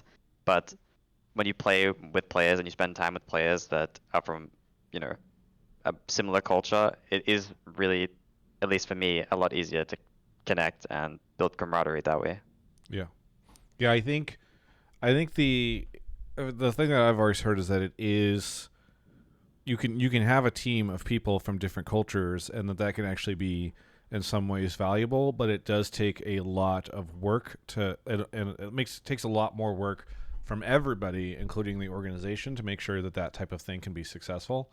And that I think is an area that some teams I've seen struggle with before. So, but yeah, it is fun. For those that are unfamiliar with what I'm referencing, you should go take a look at the Spica interview that I posted today, where he was talking about how they do this. And apparently, even invaded your voice comms, where you call people fascists or liberals in comms during LCS games. Yeah, I mean, there have been instances, I think. I'm not sure. We definitely try to keep it PG, or, you know, what's the word? Like non-political? Like PR friendly, whatever it might be. There have been some slip-ups at times, I believe. Don't quote me. Hopefully I'm clean. I do happen to know one of the producers at Riot who is oftentimes the one listening to player comms, and I would never leak anything that I maybe have heard, but yeah, some comms get very funny. Yeah, that's what I hear. A fun job. I hear the dig ones in particular are a good time. Joker, anything that you would add on or ask here? Because I know we kind of went off topic. Yeah, well, very long time Cloud9 fan from like Quantic days. So definitely knew Oz and Zven y'all had played together. Do you feel like it's any different playing? I mean, obviously the game's different from back then, playing with Zven now versus back then, having been through that support periods for Zven. I do think one thing that Sven was trying to convey to me about when we first started playing this year is that he didn't want to be the ADC that is absent-minded about how support needs to play. And he told me stories about times where, like, I mean, I'm sure supports can relate to this, especially like solo queue supports. Like, where your ADC just clears the wave in front of you when you need like one relic stack to get your wards, this type of thing. And this is something that he's now really aware of because he played support. So, you know, he was telling me like, oh, I'm just playing the game normally. I'm telling Berserker like, just play safe on this timer, and he just like can't handle it, this type of thing. But he really sees the game now through my lens, and it makes it really easy to play my role. That's cool. I like that a lot. Joker, any shout outs here at the end? Shout out Kia, just bought a Kia. Really? Shout out because of me. I did, yeah. I posted it in the Discord and yes. kind of during your MTG stream the other day. Oh yeah. Yeah, we talked about it. Shout out PrizePicks, won $80 today off some lineups. Congratulations. Shout out NZXT, probably getting a player 1 here in the next few days. Wow, you're just supporting everybody. Thank you so much. Jeez. That's super cool. Yeah. And Whataburger is better than In-N-Out. Sorry. Oh my god, what is up with And he left before we could even talk about it. Yeah, he left the Discord, or he left the channel. Usually I try to boot those people because like it's just one of the downsides with doing a live call-in show, and I've known this forever, is that you will have people who will just say like the most obscene shit and then leave the channel. And like you can't always, because this is live and we don't have a way to like pause it, you can't stop that stuff from going out. So I would just say to anyone who heard that just now, I apologize. You shouldn't have to hear that stuff. We will evaluate if we're going to have that caller on the show again in the future. But yeah, it's pretty disgusting what some people are saying on the show these days. Portillo's clears all. Culver's clears all. What is wrong? I think Culver's is also overrated. No from Minnesota. I don't even know what Culver's is. It's not that great. They're known for butter buns. Their buns are super. They're really good. That's like some Midwest shit, right? Yeah, It is. yeah. It's It's dynamite. the most Midwest thing in the world to have the sentence, "They're known for butter buns." Like, it's just. You have an issue with butter buns, Travis? Yeah, what is that? Yeah, what you got against butter buns? Isles, what are the good Aussie fast foods? I know you guys are always talking about Macca's, but what else is down there? Fast foods. I'm not sure actually. Off Really? the top of my head, I'm not really sure if there's that many fast food chains that aren't present in the US or. Well, Hungry I mean- Jack's is Burger King. Oh right? That's- yes. Hungry Jack is Burger King. Yeah. Personally, I would argue that fast food in Australia is better. I think, especially KFC in Australia is so much better. There's so much more variety. Yeah, I feel like KFC is good everywhere outside of the U.S. Like, I like going to KFC in Asia in particular is always really good. So, yeah, that's crazy. All right. Speaking of food, the Hungry Hobo is here. Hungry Hobo, where are you calling from? Calling from Portland, Oregon. Portland, Oregon. What do you want to talk about on the show? Yeah, I want to talk about that I think IMT should stay in the league despite last week's conversation. I do think that there's a few reasons for that. I'll start with who I think should leave the league, which is Shopify Rebellion and NRG. Despite franchising not working, which I agree with, I do think there is some value in keeping continuity with the league. If two teams that weren't Shopify and NRG were to leave, that means in the last 2 years, 6 teams in the league would have left, which I think is really representative of poor health for, I guess, continuity of a healthy league.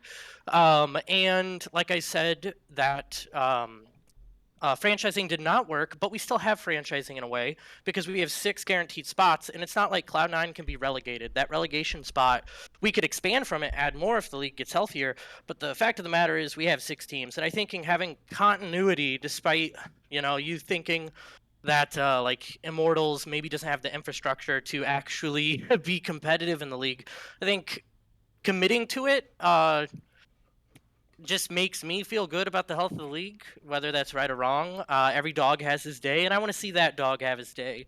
I'm a TL fan, and but that doesn't mean that, for the last 6 or 7 years, I've had to watch Immortals and everything, and like, that's just how I feel. We could go into a few more reasons why I think NRG and Shopify should go. I don't think NRG actually won that title. I think it was CLG. They gutted the coaching staff. It's despite 1 year sample size of NRG, we could do a 60 minutes on what went wrong with them. I mean, they had an absolute dumpster fire year, arguably one of the biggest collapses ever. They were top 8 in the world. They were killing it just to get gutted. And then Shopify, the Boogie situation, that's just sad. I think everybody knows that Boogie was wronged. They should be in the playoffs, honestly, probably over 100, or NRG, honestly, but had they had Boogie this entire split, they would almost certainly be in the playoffs, and they mismanaged that. They're basically TSM before TSM sold. They're really not very underwhelming. So I think You think they're underwhelming, but you think Dignitas, you think Immortals should still be here? Well, for the reasons I stated, at this point, I mean, they're part of the league. I expect to watch Immortals whenever the LCS has their weeks, There was like a couple months ago, I had on the back of my neck a mole that was really bothering me. I kept bumping into it or whatever. It was part of my body, but when I went to the dermatologist, he still thought it was completely fine for me to remove it. So I'm not sure if like their part of the league is actually resonant with me, because I'm not sure that sentence means anything. I hear, okay, if you don't mind me trying to interpret and tell me if I'm putting words in your mouth that you don't want to be there. Immortals as a brand has just been around for way longer for an LCS fan than either Shopify Rebellion or NRG, who are both very, very new. And I started watching in 2015, 2016, like in that era. And that was when Immortals was at their high, and they were like almost going for the undefeated split. And it was really cool. Like back then, Immortals were awesome. I know that pretty much ever since then, I know they left and then came back. And ever since then, they have not been able to get even close to that level. They still are a recognizable name. Is that what you're trying to get at here? They've just had so much history in the league? Well, yes, that's part of why I think like I said, if you get rid of any two other teams, you've lost 60% of the league in less than 2 years. Historic franchises like CLG and TSM. We're already a laughingstock internationally as a league. It's actually embarrassing that in and of itself, and just to have some, it's a whole continuity thing for me. It's feeling like what I'm watching matters. It's feeling like, I don't know how to. It's just my feelings. As soon as they announced this change and like the merger with the North American South American League, I felt this way right away, and I didn't realize it was like such a hot take that we should try to keep some level of just consistency. Everything's changing, the format's changing every split most of the times. Keep something the same in this league that I love. But we're making changes anyway. Yeah. I don't know how you can say. Sorry, caller. I'm going to be aggro with you, and you're good. And it's You're not. good. It's not personal. You're good. You can't say like we should keep things the same, and that's why we should eject these two teams instead of this team. Like, everything you're saying is just very confusing to me because you'll be like, yeah, like Shopify mismanaged and had bad results this year. Look, if it was me, I think I would probably choose, and this is, there are really cool people that work at both these organizations. I'm trying to speak just objectively about the organizations, and I'm not trying to. It's unfortunate that people are going to lose their roles here, and I hope they get picked up by other people. All that being said, if I had to pick, I would definitely pick Shopify and Immortals because I think, like, it was very funny to me when all split long people kept being like, no, these teams are good, or something interesting is going to happen, or like, I think Shopify will make like this crazy run through playoffs. And then like we get to week 7, the final week here, and it's like, oh yeah, who are the two teams that didn't make playoffs? Shopify and Immortals. Like, I just feel as though they are the least relevant organizations in the league.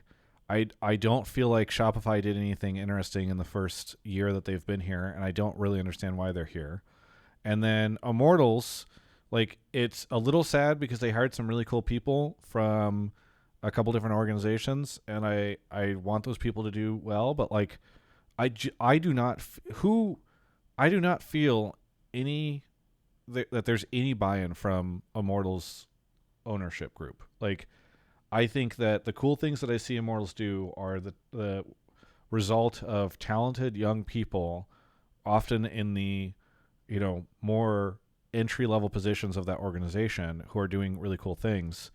And then just as an org, they can't seem to ever put up any results or do anything interesting or compelling. Like, I don't understand why they're here.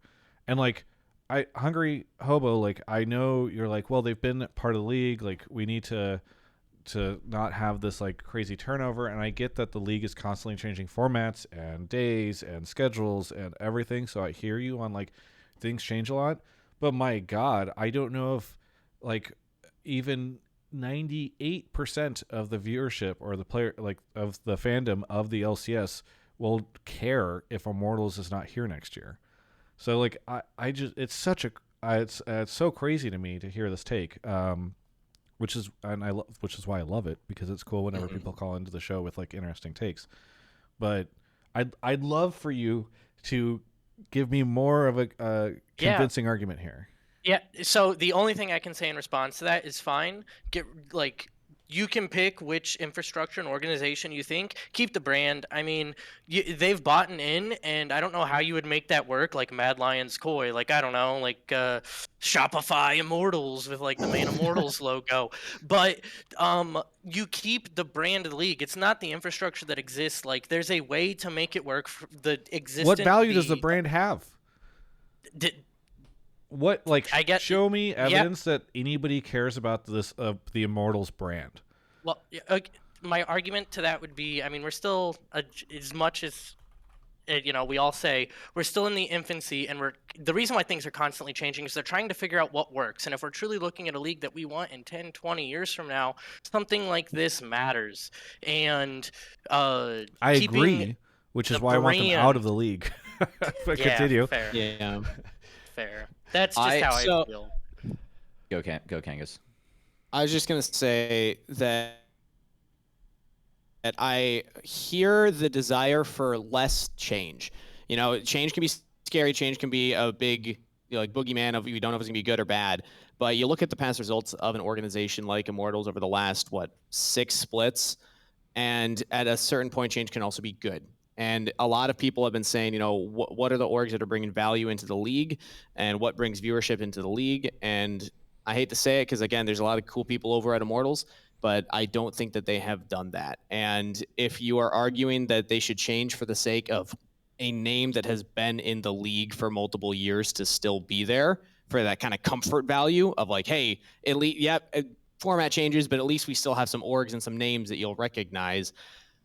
I think that I at a certain point, you also have to say that we want valuable partners in the league, and we want people that are going to be investing into the league and making, the rosters and the content and the changes that fans are asking for. And that's not to slam any of the content, I guess, from Immortals, because they've also been putting out a lot of that over this. No bias last from year. Kangas, who no bias from me. I maybe I was on a couple of them. Shout out to the players who have no idea any life skills if you watch the Jeopardy game. But yeah, so I guess that's like my final thought on that topic is that there's comfort in the name, but that's kind of where the pros list ends in my mind. I feel bad for Immortals because it's like no bias from me either. Being teammates with Kangas. I do like their content. I actually feel like Immortals has put out some really good stuff this year. I just don't think anyone cares about them. And part of it is the result. Part of it's the history. At this point, it feels bad. You just need somehow, some way, there needs to be a clean slate. And if that doesn't come with like kicking the team, then Immortals should actually do something that they haven't done in a while.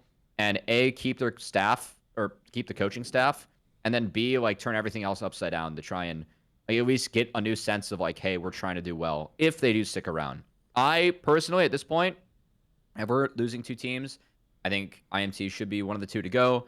I really hope that the content team especially gets picked up elsewhere because I feel like they've done really good work in showcasing the players. And it's just sad to see like people don't engage with it because they look at that team, they're like, okay, this isn't going to make playoffs, and we're going to invest in it, which is a lame reason for not investing because you should like have a fandom and root for teams that you want to root for. But it's clear that IMT hasn't done a good enough job in engaging their fandom.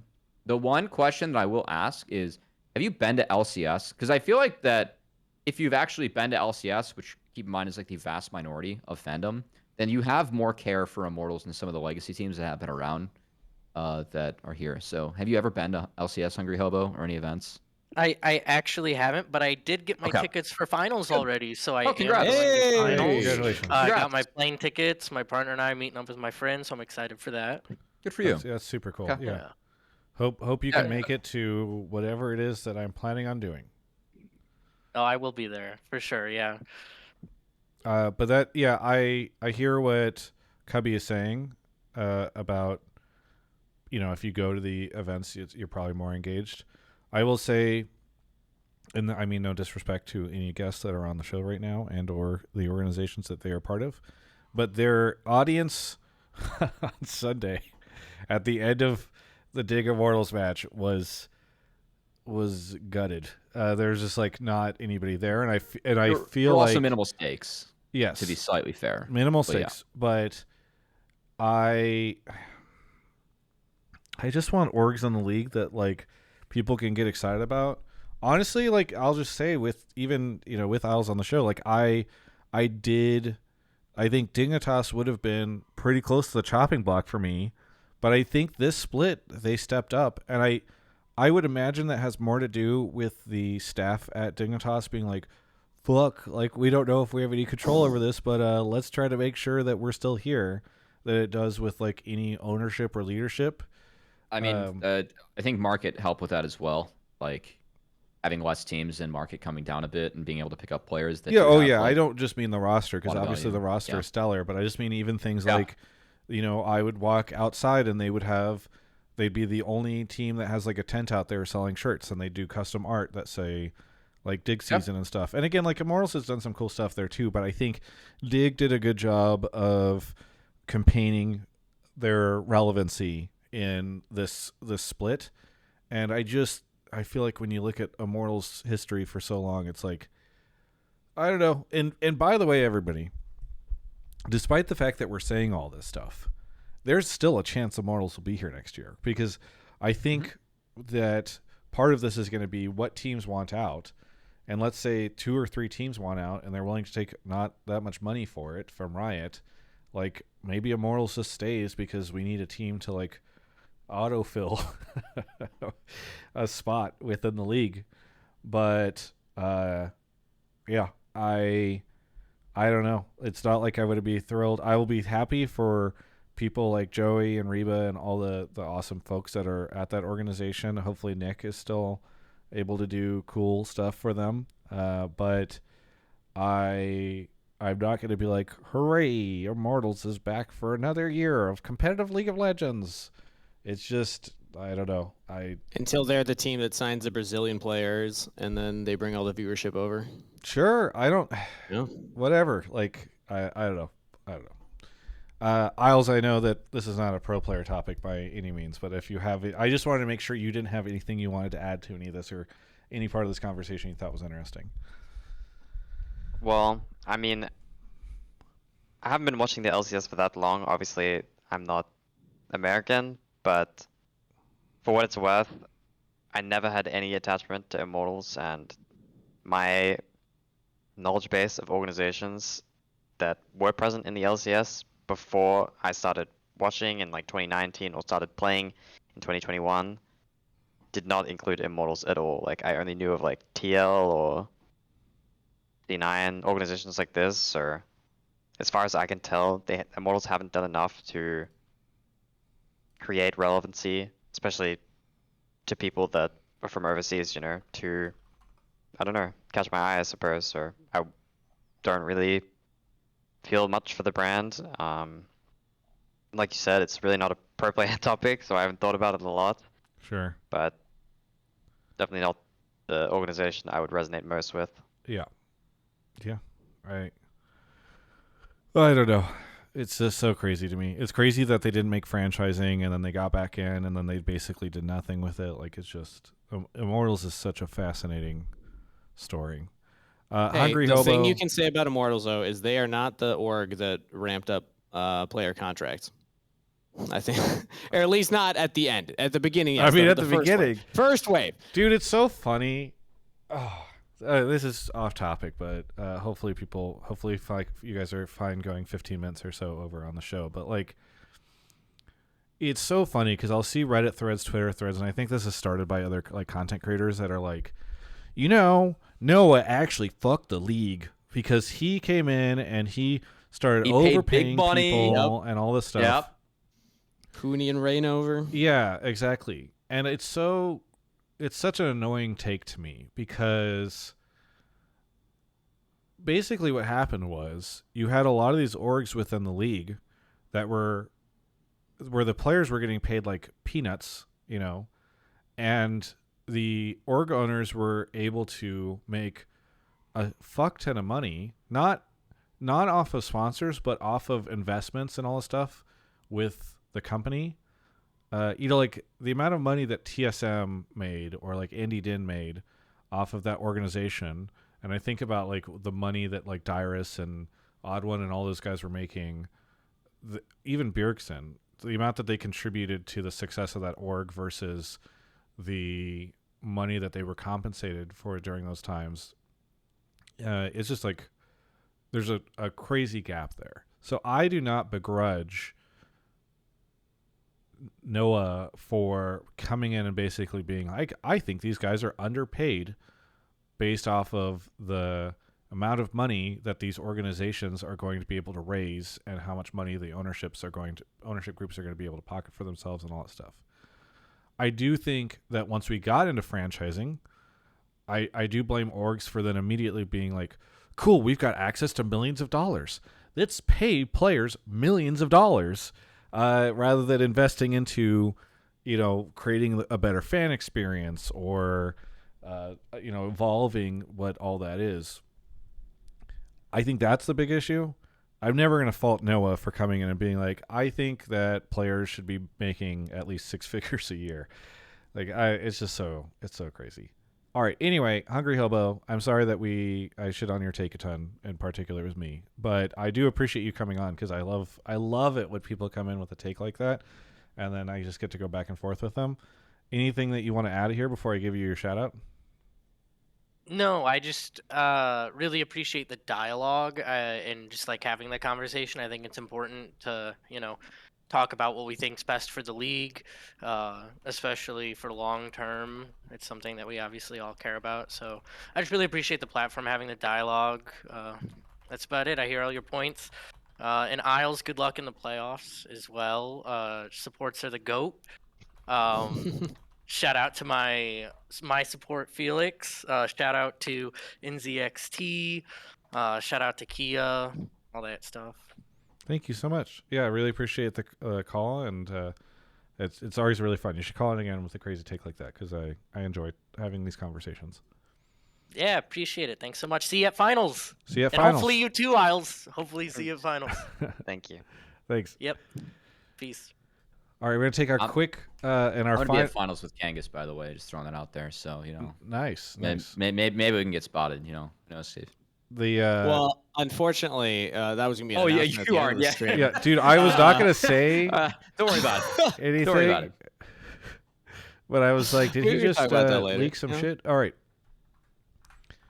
We're going to take our final sponsor break for the evening to talk about NZXT. Please go check out nzxt.com. There's a link actually for sort of a referral link. If you use that, that's kind of nice because they know that you're coming from me, and that's in the description. It's in the Twitch and YouTube chat. It's in the podcast description, etc.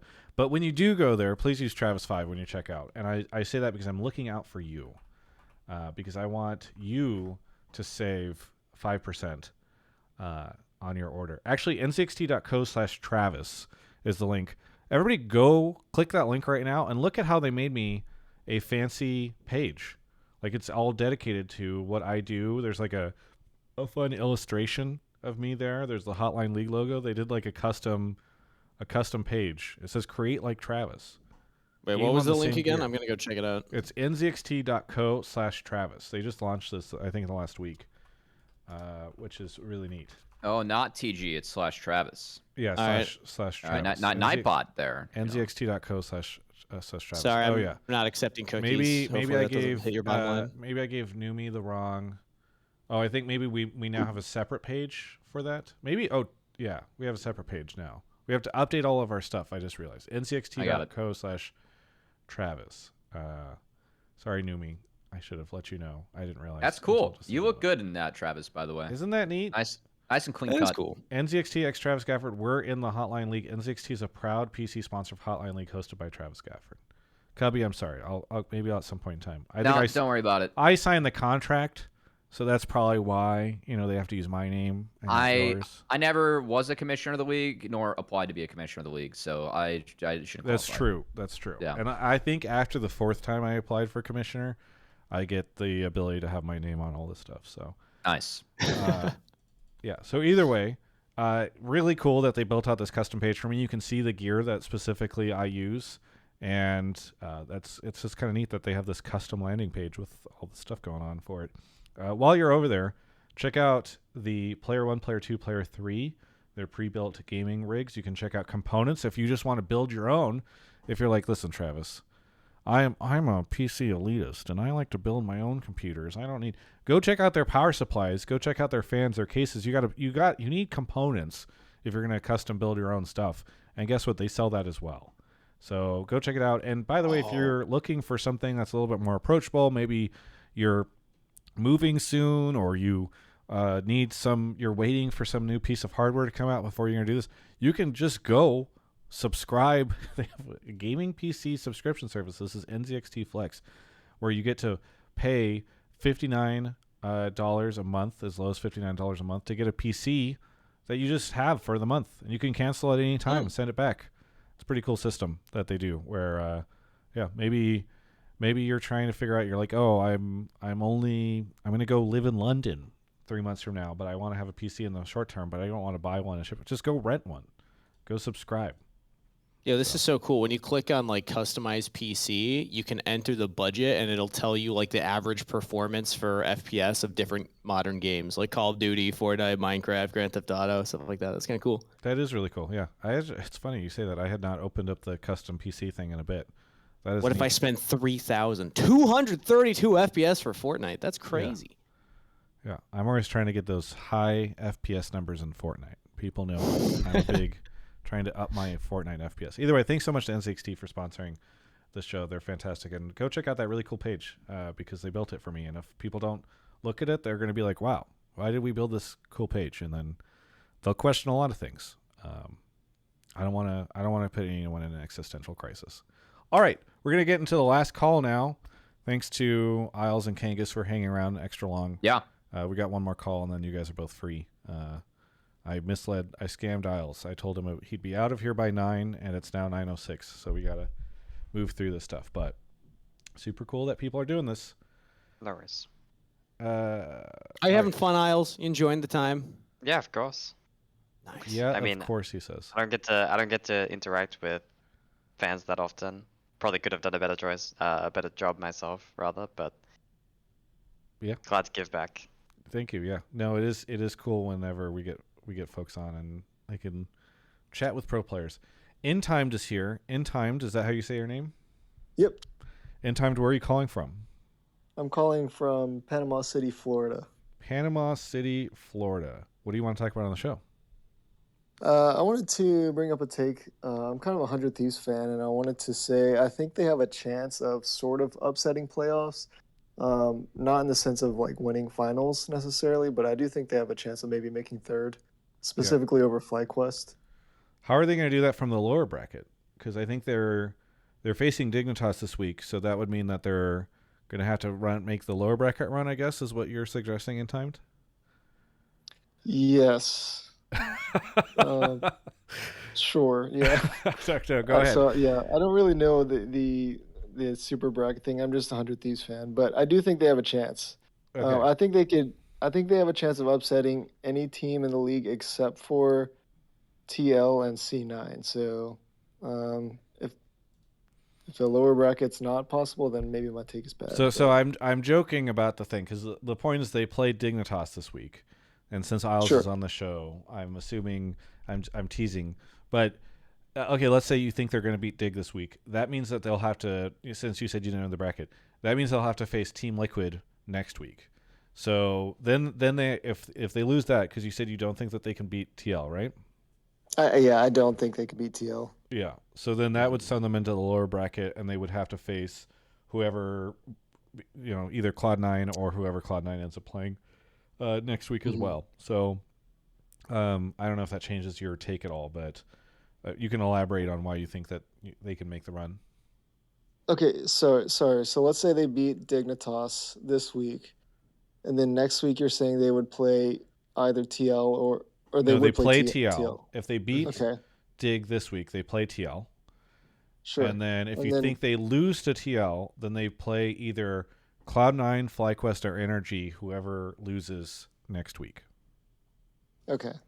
Yeah, I think their best chance would be beating Dig this week, probably losing to TL next week, and then either FlyQuest or NRG the week after. I think they could do. They did take a game off of FlyQuest in the regular season, but I'm kind of hopeful that we'll see sort of a meta shift away from the ADCs and solo lanes, specifically for Quid. I think that we're starting to see a little bit more like Yeon type mid laners come into the meta, and I think that'll be really good for them. I don't think he's really done anything of note in this meta, and I think River's also having a bit of a hard time with the meta, so it's going to have to be like the stars align for them, but I'm definitely on the Hopium. Yeah. Also, if you want extra Hopium, when they played FlyQuest last, they still had Meech. So if they're, with the current roster, this would be their first time playing against them. So if you think that bot lane really leveled up for 100 Thieves, then this could be a good chance for them. Yeah, I think so. I think, honestly, I'm sort of a Meech apologist. I don't think he was that bad, especially in the spring. I think a lot of people were a little too hard on him. Yeah, and I think he has slumped a little bit, but I don't know. I am excited for Tomo. I think he played really good from what we saw from him. So definitely Here. up the opium for hopium, not the opium. Yeah. If you're a 100 Thieves fan, I'm going to give you the real hopium right now, okay? Because this is how the seeding works for the teams. If you make it through your first best of 5, and then lose your second best of 5, it gets reseeded in the lower bracket based on your seeding in the regular season. So if you think that Dignitas is for sure going to lose 100 Thieves is for sure going to lose to Team Liquid, then you're rooting for NRG to beat FlyQuest. So you need to be watching Energy FlyQuest and cheering for NRG, because if they upset FlyQuest, then they move on and they're probably going to lose to C9, but they're a lower seed than 100 Thieves. So 100 Thieves would actually have to play one less best of 5 then. Oh yeah, so I think that you're correcting what I was saying earlier, Kangas. Thank you. Yeah. I mean, it's very confusing. So at the time, I was like, they're going to be against one of the teams that you'd listed anyway. But they could dodge a best of 5 and have to play only win 2 best of 5s to make it to Worlds. Then they would lose a best of 5 on that journey. But that is like, if you're expecting them to lose to Team Liquid, that's kind of their best case scenario. So you should be cheering for Energy to beat FlyQuest too. Yeah. Thank you for the clarification. I think that's easy to cheer for. I think it'll be a little bit harder for it to actually happen. But yeah, we've seen it. We've seen NRG do some crazy stuff in the past. I do want to kind of point out that, and this is really not a great thing to bring up when it comes to best of 5s, but 100 Thieves has definitely like come out with some crazy stuff, at least this team, and sort of taking games that they probably shouldn't have. Especially with like when Quid or River is on a playmaker. And so that's kind of like what I'm hoping to see coming into playoffs, is if they can find an angle to get away from these like scaling solo lane ADCs, and they can get their star players on like playmakers. I think that's, I mean, just from what we've seen, like their best chance. And I know that being able to take a game, like not on a fluke, but just like cheese a game, you know, with Vagar and Smolder, like we saw with Quid and Spring, is not great in a series. But I don't know. I'm kind of hoping that they can pull some craziness off like they did in the past. They're just a fun team to watch. I think. Cool. I don't think they can make top 3, but I'm interested to see if they can be a thorn in like a team's side, because I feel like Dignitas is the most likely to actually like fight teams at the top of the standing still. Because I feel like, I know I was saying that Dig had some like bad series, like the one against FlyQuest was not a good day for them, but we've also seen Dig be pretty competitive in a lot of those games. I feel like 100 Thieves also has variance in performance, and I'm hoping they can just ride the honeymoon of Tomo to at least put up a good best of 5. And I feel like the best thing that LCS could like have for this playoffs is actually upsets. Because I think so many people just think that, okay, TLC9 and most likely FlyQuest are going to make Worlds, and we'll see what order it is in, and the other teams don't feel competitive. I would love for that to change this upcoming week, with just teams looking competitive and making this playoff way more interesting. Because it feels like I feel like it's almost an overreaction or overcorrection in the best of 3 format that we had. I do think that the league, like, it does have disparity, but I'm hoping it doesn't have as much as we think. I think those 3 teams are going to Worlds.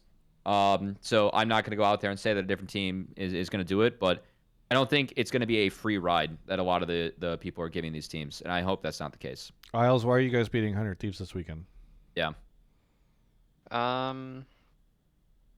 Well, we actually were making jokes about the fact that realistically I'm the only one that can carry, because the top lane is 18, so we can't win through top.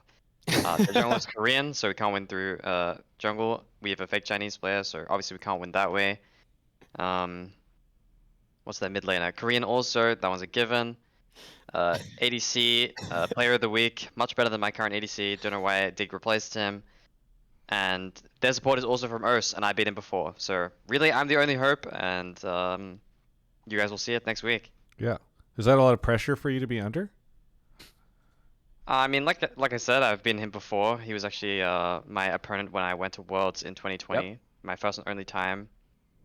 So not really feeling the pressure from that, but I mean, I've been playing against Ayla for a long time. I sort of understand how to like how he plays, and I'm comfortable playing against him. I mean, no shade, of course, but I don't think he's gonna be one of the harder players to play against in playoffs. So I'm looking forward to playing against Tomer and playing against Ayla again.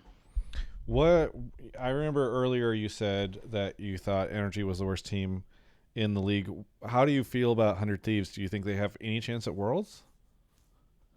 I think that The 100 worst team in Thieves, playoffs, I should say. Sorry. I mean, I think 100 Thieves are definitely like kind of similar to FlyQuest in the way that they really need to play through their jungler in order to win games. I think Tomer is a great addition because he adds that extra carry potential, and I think on Dignitas, like even last split, like he was the main carry, and that was the player that the team felt the most comfortable playing around, and it was like the identity that our team sort of adopted was that Tomer was that like 1v9 carry, hard scaling type of player, and that was how we found success. And I think allowing Tomer to thrive with maybe some more, I don't know, decisive shot calling and like fast to play will definitely help Tomer and 100 Thieves find success. I definitely think he is already performing a lot better than Meech. Again, no shade, but I didn't think Meech was LCS ready, even at any point of this split or last split. Obviously, they did well in regular season last split, but I mean, everyone thought it was a fluke at the end of it. So, yeah, I mean, 100 Thieves have been like sporadic at times. They have good games and they have bad games, but you know, if they show up well on one series, maybe they can upset people's expectations. Yeah. I'm with you in the sense that like Meech just wasn't playing well this split. He was really struggling in lane, and that's the greatest strength that you and Tomo and Dignitas had last year, or last split I should say, is like XU would play towards your lane or play through your lane, and you guys would lane well enough where it would work out, and you guys would actually have leads and have games where you were up going into the mid to late stage of the game. 100 Thieves, I feel like didn't really have that clear point of strength, and regardless if they play through Tomo or not, he is landing much better than Meech, and that will provide at least more of a challenge than if Meech were in the lineup against you guys. So I think that is a good shout towards your former teammate who, props to him, kept his skills sharp in Challengers League and played really well when he made it back 100 Thieves so far. So yeah. Well, caller, I kind of have a question for Isles, if that's okay. Yeah, go for it. Yeah, I was gonna ask. Well, one, do you guys scrim 100 Thieves very often? And two, do you approach a team with an identity that's sort of like, which is basically River's identity of causing a lot of chaos and like almost coin flipping games sometimes, any differently, or do you try to keep things stabilized, or does it just kind of depend, or are you not allowed to reveal? I think. Could you repeat the first part of your question? Sorry. Sorry, the first part was just asking if you scrim 100 Thieves Right. often. Yeah, I remember now. Well, I would say before, when they had Meech, we scrimmed them pretty frequently. I mean, the league will always, like, scrims will usually be, like, standings related. Like, the top teams will scrim the top teams, mid tier, and bottom tier, so on and so forth, right? So, as, like, teams relatively close on the standings, it made sense that we would scrim 100 Thieves fairly often. Before they got Tomer, we had a really, really good record first 100 Thieves. They were definitely one of the weaker teams, and especially just speaking from bot lane's perspective, definitely one of, if not maybe even the weakest bot lane previously. So from my perspective, it was really easy to scrim against them. But talking about how to approach their team, I suppose, I would say it's a different feeling. Like when I play against TL, for example, a team that's very calculated, like kind of imitates the style of, you know, a traditional LCK team through drafts and through the way they play the game. It's very lane swap oriented, lane assignments, getting solo laners ahead, winning through small mistakes rather than like funny ganks or this type of thing. When I played against a player like Boogie or River, I'll expect them to do something funny at some point. So when I'm, I'll give people a little more credit, like if they're trying to like flex in lane and say like, oh, my jungle's behind me. I'm not gonna believe that Inspired is behind you, but I am gonna believe that River's behind you, because most of the time he is. Even like I remember the last split, there was a time where we saw him show at like top Raptors at like 2 minutes or something. I just knew he's running straight to bot lane, and I checked the tri bush, and I literally like on LCS day I like jumped out of my chair, like I was like, whoa. I knew he was gonna be there, but it still scared me when he showed. That's awesome. Does that answer your question, caller? Yeah, absolutely. Thanks for that. I appreciate it. Yeah. Anything you want to shout out? Just you guys, really. I think I just want to say, first time caller, but long time listener. At least I think I've been listening to it for at least 3 splits every day, going to and from work, and just always some really nice entertainment. So I appreciate it. Also, NZXT, everything that I bought from them has been super high quality and I think reasonably priced. So I'm really happy to see that you picked them up as a sponsor and that they're supporting people that I support. Yeah, that's awesome. And thank you for the shout out, the sponsor shout out in particular. That's really cool to hear. But glad to hear. I love when people say that they listen to the show on their commute or going to school or something like that, because it's just, for me, I listen to a lot of podcasts and get to look forward to that. And so the fact that I get to be doing that with Cubby for somebody else, I think is always really cool to hear. So thanks so much for the call. I've got about like a 30-minute drive to work. So one day out of the week, I have something to listen to in the morning and afternoon, which is nice. Awesome. Well, hey, thank you for the call, and we'll catch you next time. Yep. Thanks, man. See you. All right, that is the show. Big shout out, by the way, to PP Doc, who gifted a sub to Kangas and Isles. I'm sure that both of them will really enjoy those subs. And thank you to Yeshua for the 37 months. That is nice. Thanks to everybody who subbed. Oh, Bob and George and Nick for the subs or memberships over on YouTube. I'll go ahead. I'm going to stick around on stream for the next 2 hours. We're going to just chill, and I'm going to talk to folks. We have a little bit of a sponsored stream, but if folks can stick around, if you're watching live, that would be very cool. But Cubby, do you want to go ahead and give some shout outs and plugs here at the end? No, shout out to Isles for coming on. I know that it's a playoff week, and this is your guys' day off, and it's always really nice to get player perspective, and it's been nice seeing you this year in LCS, so best of luck in playoffs. I hope that, I know I like to say that sometimes teams are Jekyll and Hyde, but I hope you guys can put your best foot forward and really challenge for a spot to go international. It'd be a lot of fun. And not just that, but hey, LCS trophy too. We need some excitement in the LCS this year. It's not just the top 3 teams, guys. Yeah. I mean, I think there's been, honestly, I guess we could have, maybe we'll do this after playoffs, but I feel like the split has been really fun. There's been minimal drama, which is maybe unusual for the LCS. I guess we had a lot of drama at the beginning of the split whenever we learned that we might not exist next year. But besides that, it's been a fun time. Isles, what do you want to shout out or plug? I didn't really realize this was a part of the show, so I hadn't really thought about anything in advance. You could just say shout out Dig if you'd like.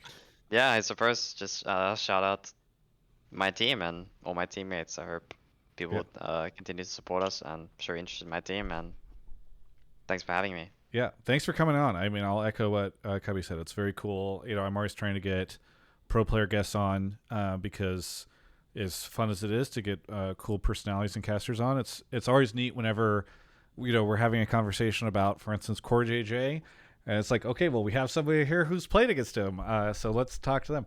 So it's always fantastic when we get pros on. So thank you so much for coming on. Kangas, any shout outs, plugs here at the end?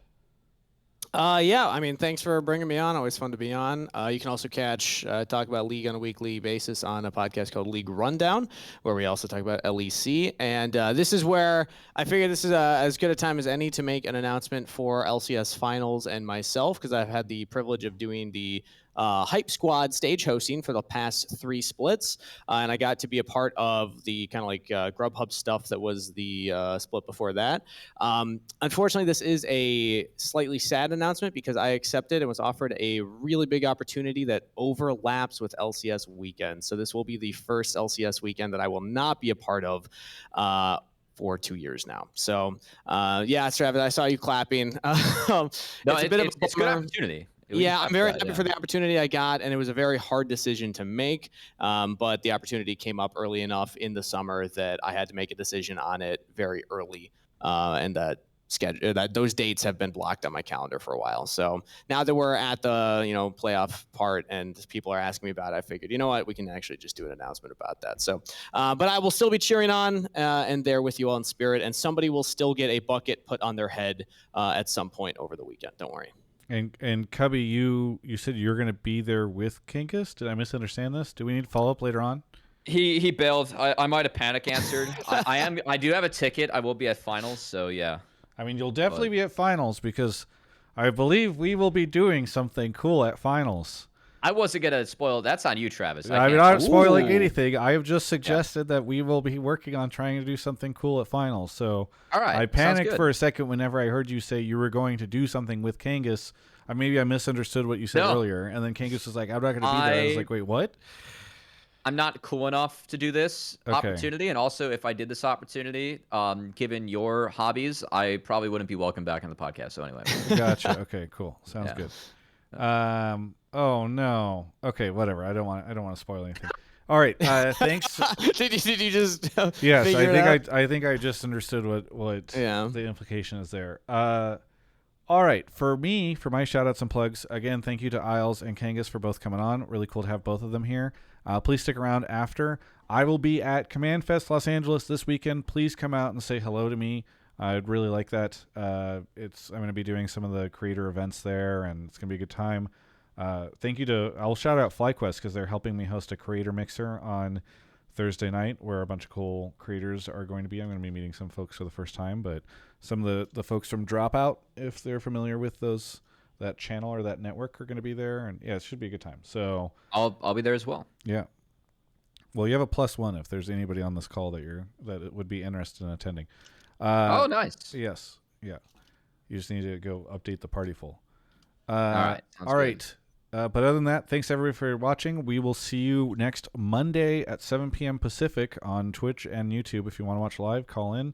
We'd love to hear you. And yeah, catch you next time. Bye.